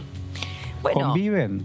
Mira, acá en diputados estoy hablando. Permitime que te termine de contar esto del Frente de Izquierda, me parece importante, porque yo creo que es una rareza, ¿no? Un frente que se fundó en el 2011, o sea que ya lleva 12 años, que viene cumpliendo los acuerdos, cosas que hemos innovado con la rotación en las bancas para que todos los partidos pasen. Pero bueno, nosotros, a la vez que entendemos que es una conquista muy fuerte, nosotros como Partido Obrero no queremos devaluar esa conquista, no queremos que se devalúe. Por eso entendemos que el Frente de Izquierda debe dar un nuevo salto y por eso estamos proponiendo un congreso del Frente de Izquierda, la necesidad de que sea un foco de atracción de todos los sectores que están rompiendo con los partidos tradicionales y que están buscando una nueva alternativa, y por eso, bueno, estamos en un debate interno también del tipo de planteo de mensaje que tenemos que tener. Creemos que tiene que ser una izquierda que se plante, te lo resumo en esa idea, ¿no? Muy fuerte frente a esta etapa, ¿no? Bueno, ahí está la palabra de Romina del Pla siendo entrevistada por nuestro compañero Horacio Embón, pero nos está llamando Sofi desde el móvil porque nos va a contar entonces cómo está previsto que transcurra la Comisión de Juicio Político la semana que viene a partir del martes. Sofi. Meli, sí, bueno, volvemos a tomar contacto para repasar lo que ya está en la agenda parlamentaria previsto para la semana que viene, porque el próximo martes 11 de abril a las 13 horas va a comenzar una nueva comisión de juicio político. Recordamos que el tratamiento para remover a los 4 integrantes de la Corte Suprema de Justicia mediante este juicio político comenzó el pasado 26 de enero con la presidencia de la oficialista entrerriana Carolina Galiard, y para el próximo martes, no mañana sino de la semana que viene, el 11 de abril, está previsto que venga el ex ministro de Justicia de Mauricio Macri, Germán Garabano, para que, bueno, brinde más información sobre el 2x1, ¿no? Porque la hipótesis que se plantea por parte de la Comisión de Juicio Político y de quienes están llevando adelante las entrevistas, ¿no? Y las preguntas, el interrogatorio a los diferentes testigos, ¿no? Y entrevistados, es que formó parte de un plan que se gestó no en la Corte Suprema, sino en la Casa Rosada,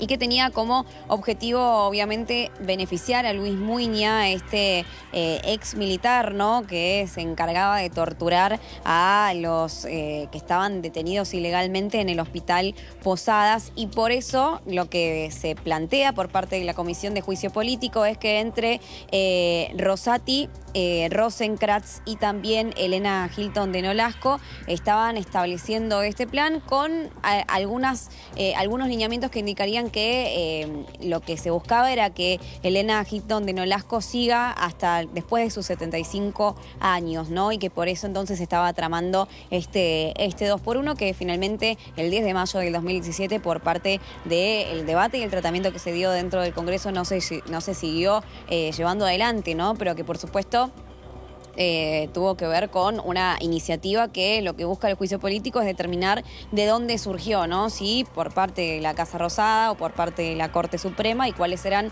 las interrelaciones que existen entre estos actores. Sí, así es. Y te sumo, Sofi, ¿qué tal? Fabián te saluda.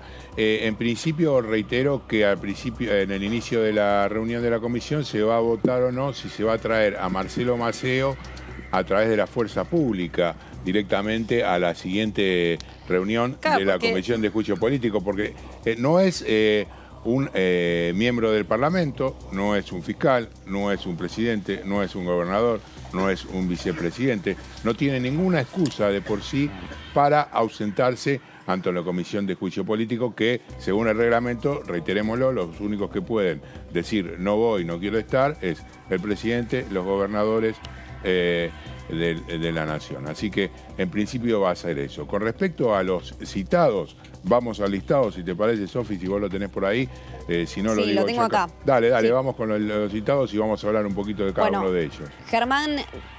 Bien, Germán Garabano, el ex ministro de Justicia, entonces, que ya confirmó su presencia porque, como bien estabas diciendo anteriormente, no puede negar a presentarse, como ha pasado en las anteriores comisiones de juicio político, que Stornelli finalmente no se ha presentado, quería presentar un escrito. Esto, por supuesto, no fue aceptado por parte de la presidencia de la comisión y de los integrantes tampoco. Irina Hauser, Luciana Bertoia, Martín Granovsky, Silvana Boschik y Ignacio Miri son los que ya están confirmados, que son una serie de periodistas que siguieron bien de cerca al minuto a minuto y también de primera mano cómo se estaba desarrollando este tema del 2x1. Así que, por supuesto, los diputados y las diputadas nacionales consideran que el testimonio de estas personas es muy importante para seguir llevando adelante esta reconstrucción, ¿no?, de los hechos. Yo digo, si se cuestionó la citación de las víctimas directas de la dictadura, ¿no? La enfermera del Posadas, más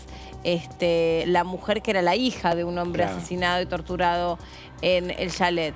Se cuestionó porque desde Juntos por el Cambio se interpretó que había un aprovechamiento de esa situación de dolor, que no tenía ningún tipo de coherencia estar escuchando una y otra vez, como si se tratase de un tribunal ordinario, cuáles habían sido los vejámenes a los que habían sido sometidos, que era una obviedad, que un beneficio para alguien que había resultado ser un violador, un torturador o un asesino era algo que los iba a haber golpeado en su moral y desde ya que los iba a haber puesto en una situación de revictimización.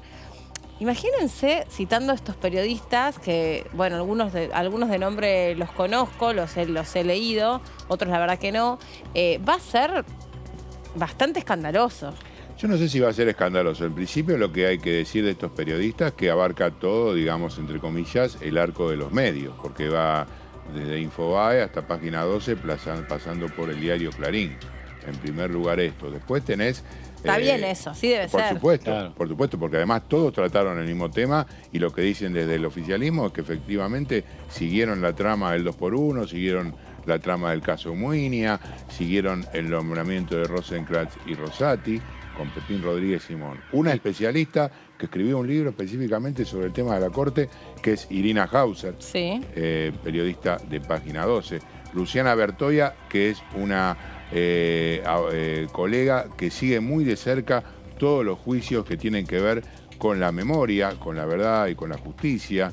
Tenés, bueno, no conozco específicamente el tema de Miri y de Boschi, que es Miri de Clarín y Boschi de Infobae, pero efectivamente todo el amplio abanico está allí y yo creo que en ese sentido, como vos bien decías antes, Meli, con respecto a revelar las fuentes que no van a estar puestas de ninguna manera, me parece, en consideración preguntas por el estilo, por lo menos de quienes los traen, porque no los van a atacar. Eso es lo que me parece que la mayoría de ellos son testigos. Claro, son todos testigos aportados, entiendo, la mayoría de ellas y pedidos por el Frente de Todos. Sí creo que va a estar con lujo de detalles cómo observaron el comportamiento de la Corte Suprema en cada uno de estos temas. Pero digo, también pongámonos en la piel de esos periodistas, ¿no? Para nosotros es una cuestión absolutamente cercana y hasta posible. Sí.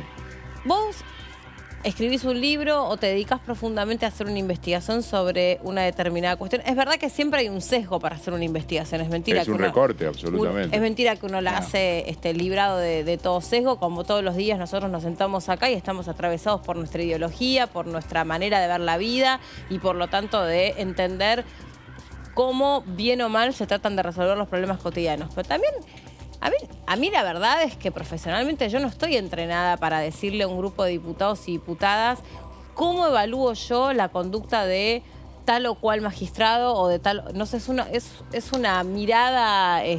no sé si estoy entrenada profesionalmente o si mi lugar es ese. Claro, lo que pasa es que los convocan por las notas periodísticas que decían... Sí.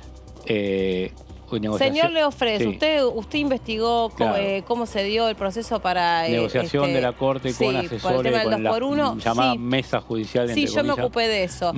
¿Cómo fueron esas entrevistas? ¿Fueron un café? ¿Qué se pidió? ¿Un cortado con 2 medialunas? ¿Cuánto duró la entrevista? Sí, y después alguien lo ayudó a editarlo o lo editó usted solo. ¿Lo chequeaste? ¿No lo chequeaste? ¿Cuántas fuentes? sí, soy un periodista, me manejo en la... o sea, ¿por qué tengo que estar contando cuál es el proceder? Volvemos a lo que decíamos al principio del programa, que a la segunda pregunta te pueden decir... mi secreto profesional, claro. Son mis fuentes. Sí, fui a la casa de Hayton, estoy inventando, fui a la casa de Hayton de Nolasco, me invitó un té con leche con 2 tostadas y le puse que es un table.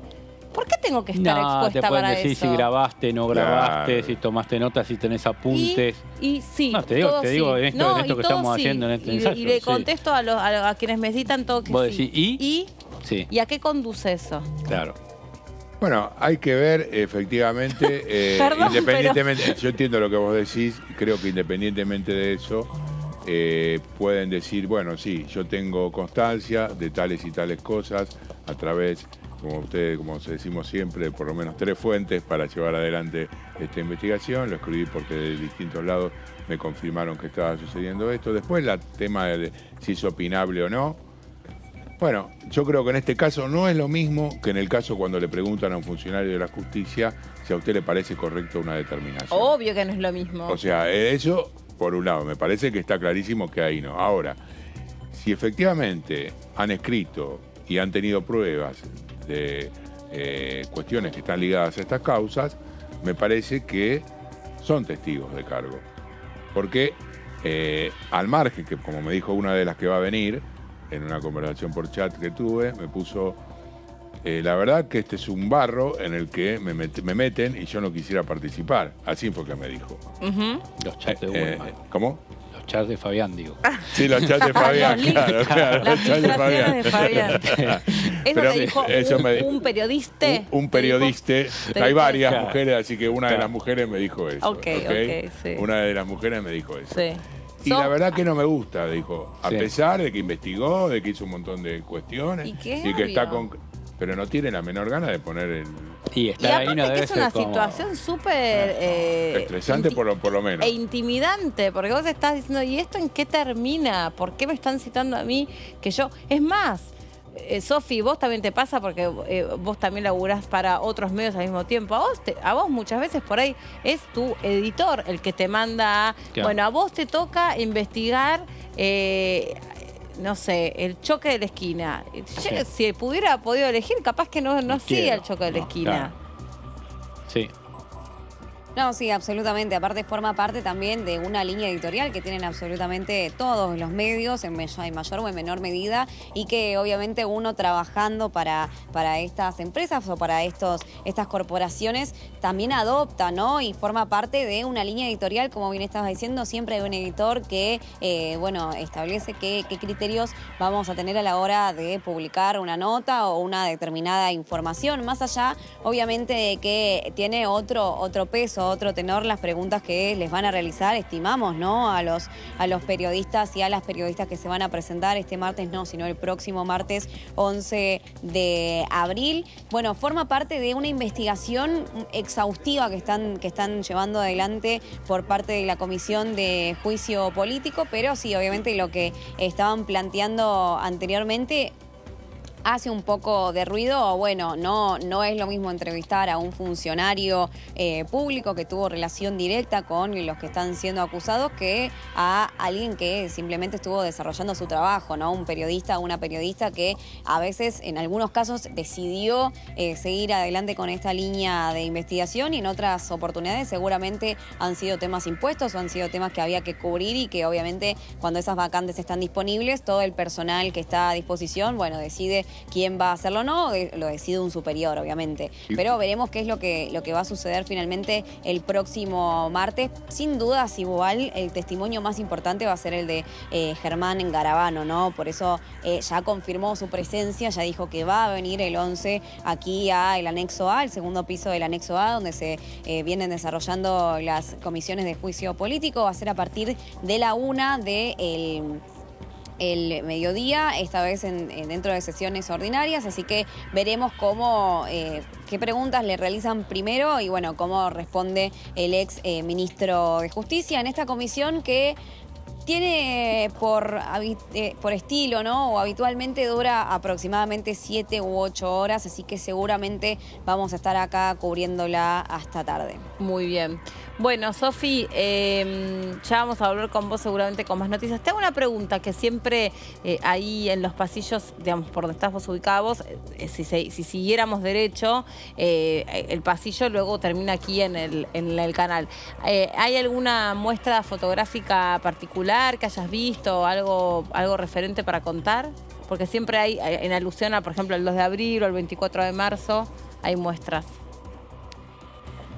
Bueno, estuvimos recorriendo los pasillos justamente en esta oportunidad para llevarles en la próxima salida alguna muestra cultural, ¿no? Alguna muestra artística. Había una que estaba en el pasillo que conduce hacia el canal, que es el que une el anexo A con el anexo C, que era La Memoria que Resuena. Obviamente era algo que hacía alusión a lo que sucedió el pasado 24 de marzo, en este nuevo aniversario del golpe cívico, militar y eclesiástico. Eran imágenes de la cárcel de Devoto, ¿no? Como en aquellos años eran torturadas las personas que lamentablemente eran detenidas ilegalmente, y era una muestra que era realmente muy conmovedora. También estaba haciendo alusión a este periodo histórico que estamos viviendo este año, 40 años a fin de año de la recuperación de la democracia. Ayer 2 de abril, 41 años de este triste aniversario, y más allá de lo que se pueda gestar aquí dentro,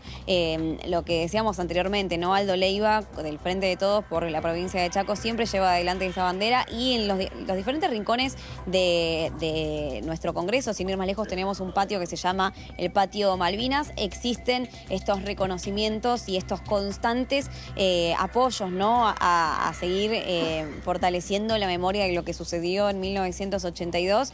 Sin ir más lejos, en los ascensores están todos ploteados con las Islas Malvinas, Malvinas Argentinas. Y hay una bandera también que cuelga en el edificio del anexo hacia la avenida, que también recuerda esta gesta.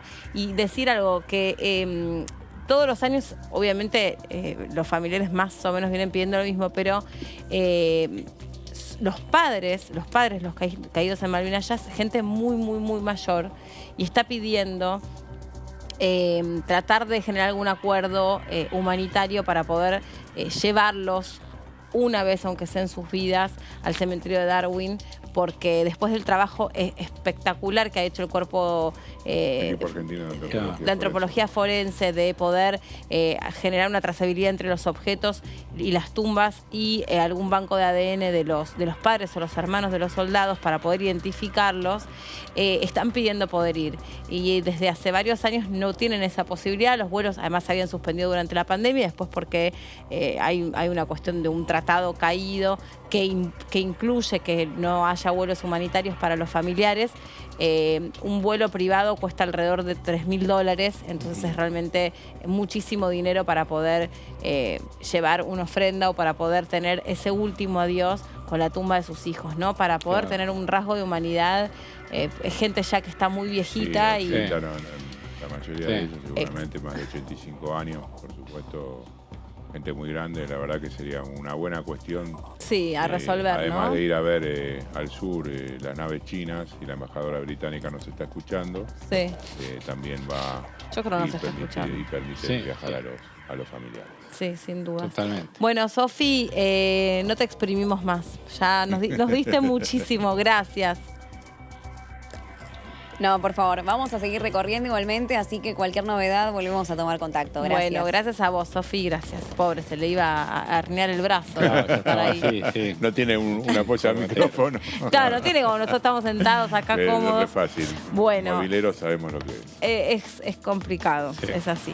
Bueno, vamos a seguir compartiendo otro tramo de la entrevista que le hizo Horacio Ambón a Romina del Pla, donde en este caso en particular habla de la agenda social, la agenda de la ciudadanía, y en qué están pensando o hacia dónde están mirando los políticos cuando instalan por ahí en las sesiones otro tipo de temas, ni mejores ni peores, pero muchas veces no son contestes o no se corresponden con esas demandas sociales cotidianas que requiere después en la calle o en distintas protestas la ciudadanía. La escuchamos. Los intereses sociales son cada vez más contrapuestos, cada vez más enfrentados.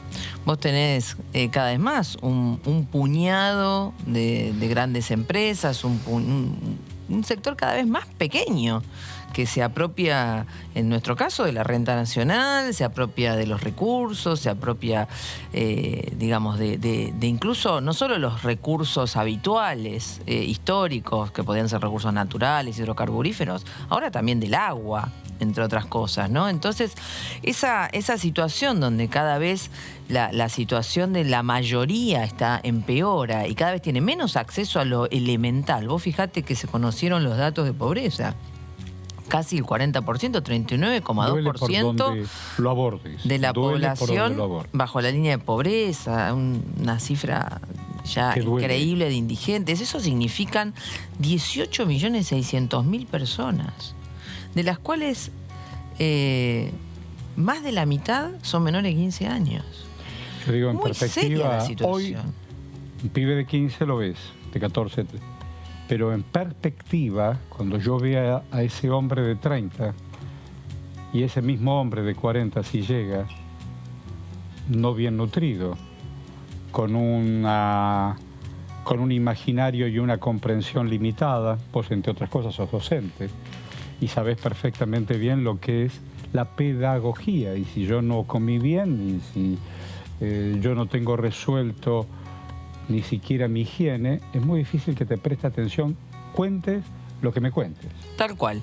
Y tenemos en ese sentido esa pobreza no solo económica, ¿no? Es una pobreza que se va agudizando en distintos aspectos, a pesar de los esfuerzos fenomenales que hace la gente, porque vos sabés que de esa franja de personas que hoy están bajo la línea de pobreza tenés un alto número de gente que tiene empleo y que tiene incluso empleo en blanco. No es un sector marginal. Bueno, hoy un poco nos hemos ocupado precisamente de la educación desde distintos puntos de vista a propósito de lo que decía Romina del Pla. Y un aspecto más de la educación tiene que ver con esas carreras del futuro, esas carreras vinculadas al conocimiento, al valor humano que se le puede dar, o al capital humano que se le puede dar a aquella actividad que está cruzada por la tecnología, para lo cual se ideó, se inventó, se creó el monotributo TECH. Y Leo tiene más información. Exactamente, es monotributo TECH y anexas, porque entran gamers, periodistas y todo eso, pero quedó resumido en monotributo TECH. Venimos hablando en muchos programas, ya estuvo la media sanción el martes pasado del contenido de lo que es este proyecto de ley, que ahora el Senado le debe dar el visto bueno si es que está de acuerdo con la iniciativa del Ministerio de Economía.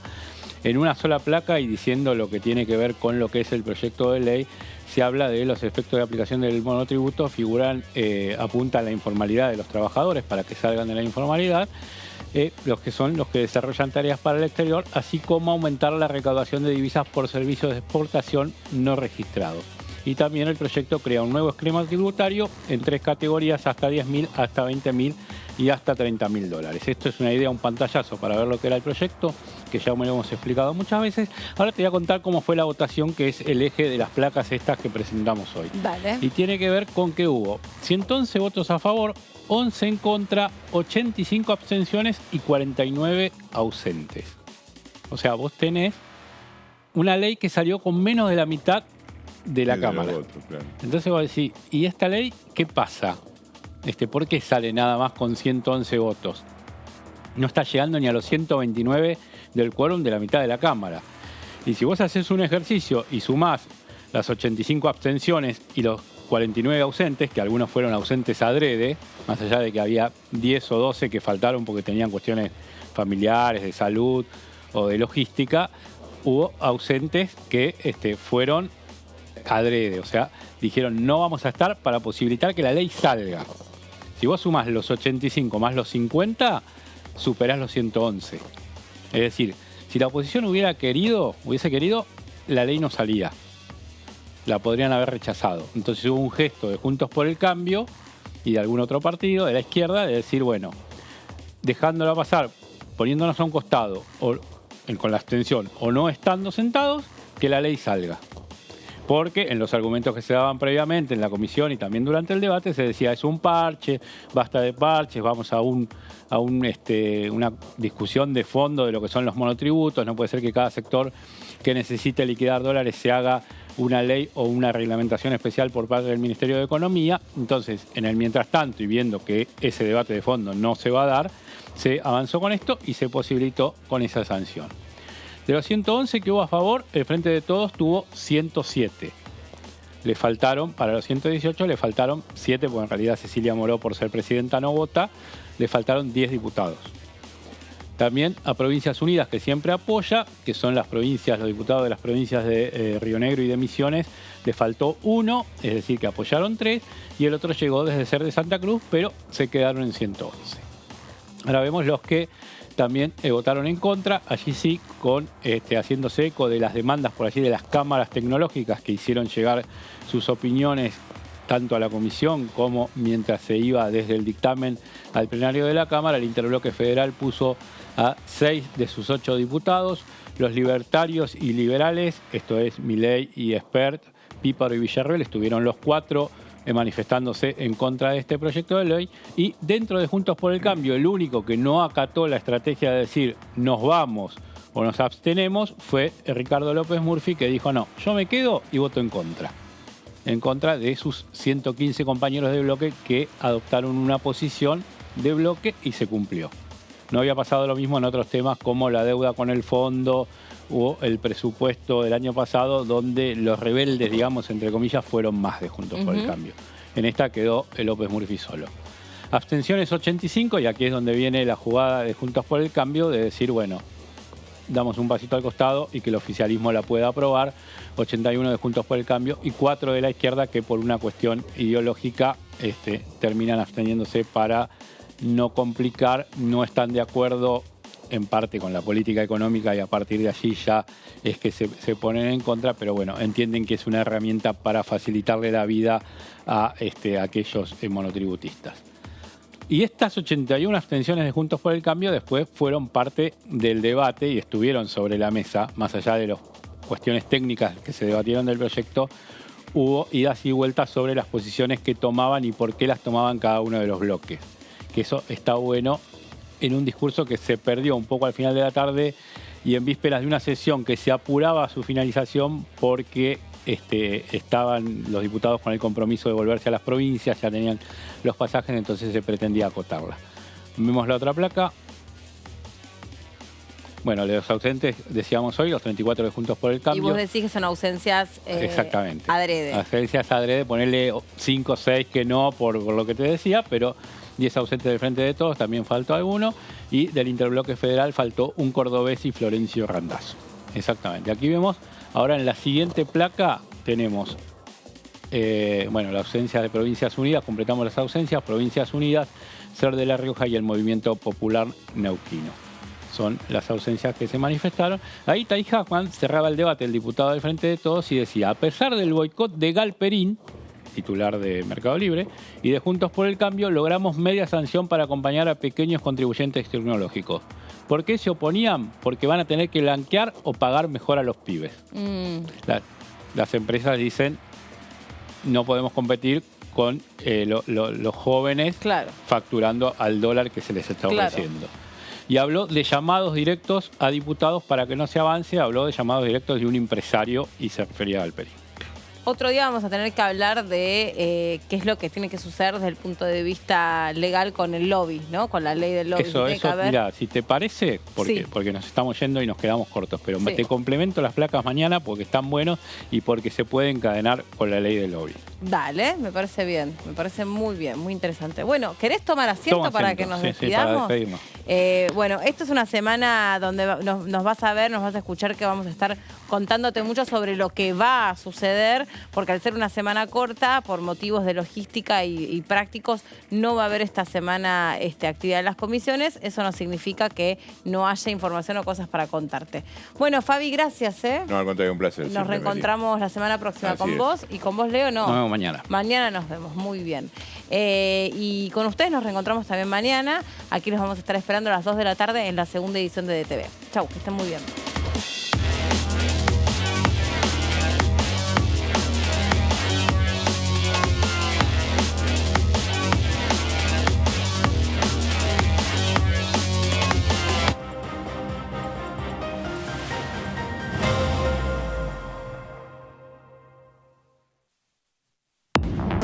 ¿Cómo le va? Esto es el análisis por aquí por DTV.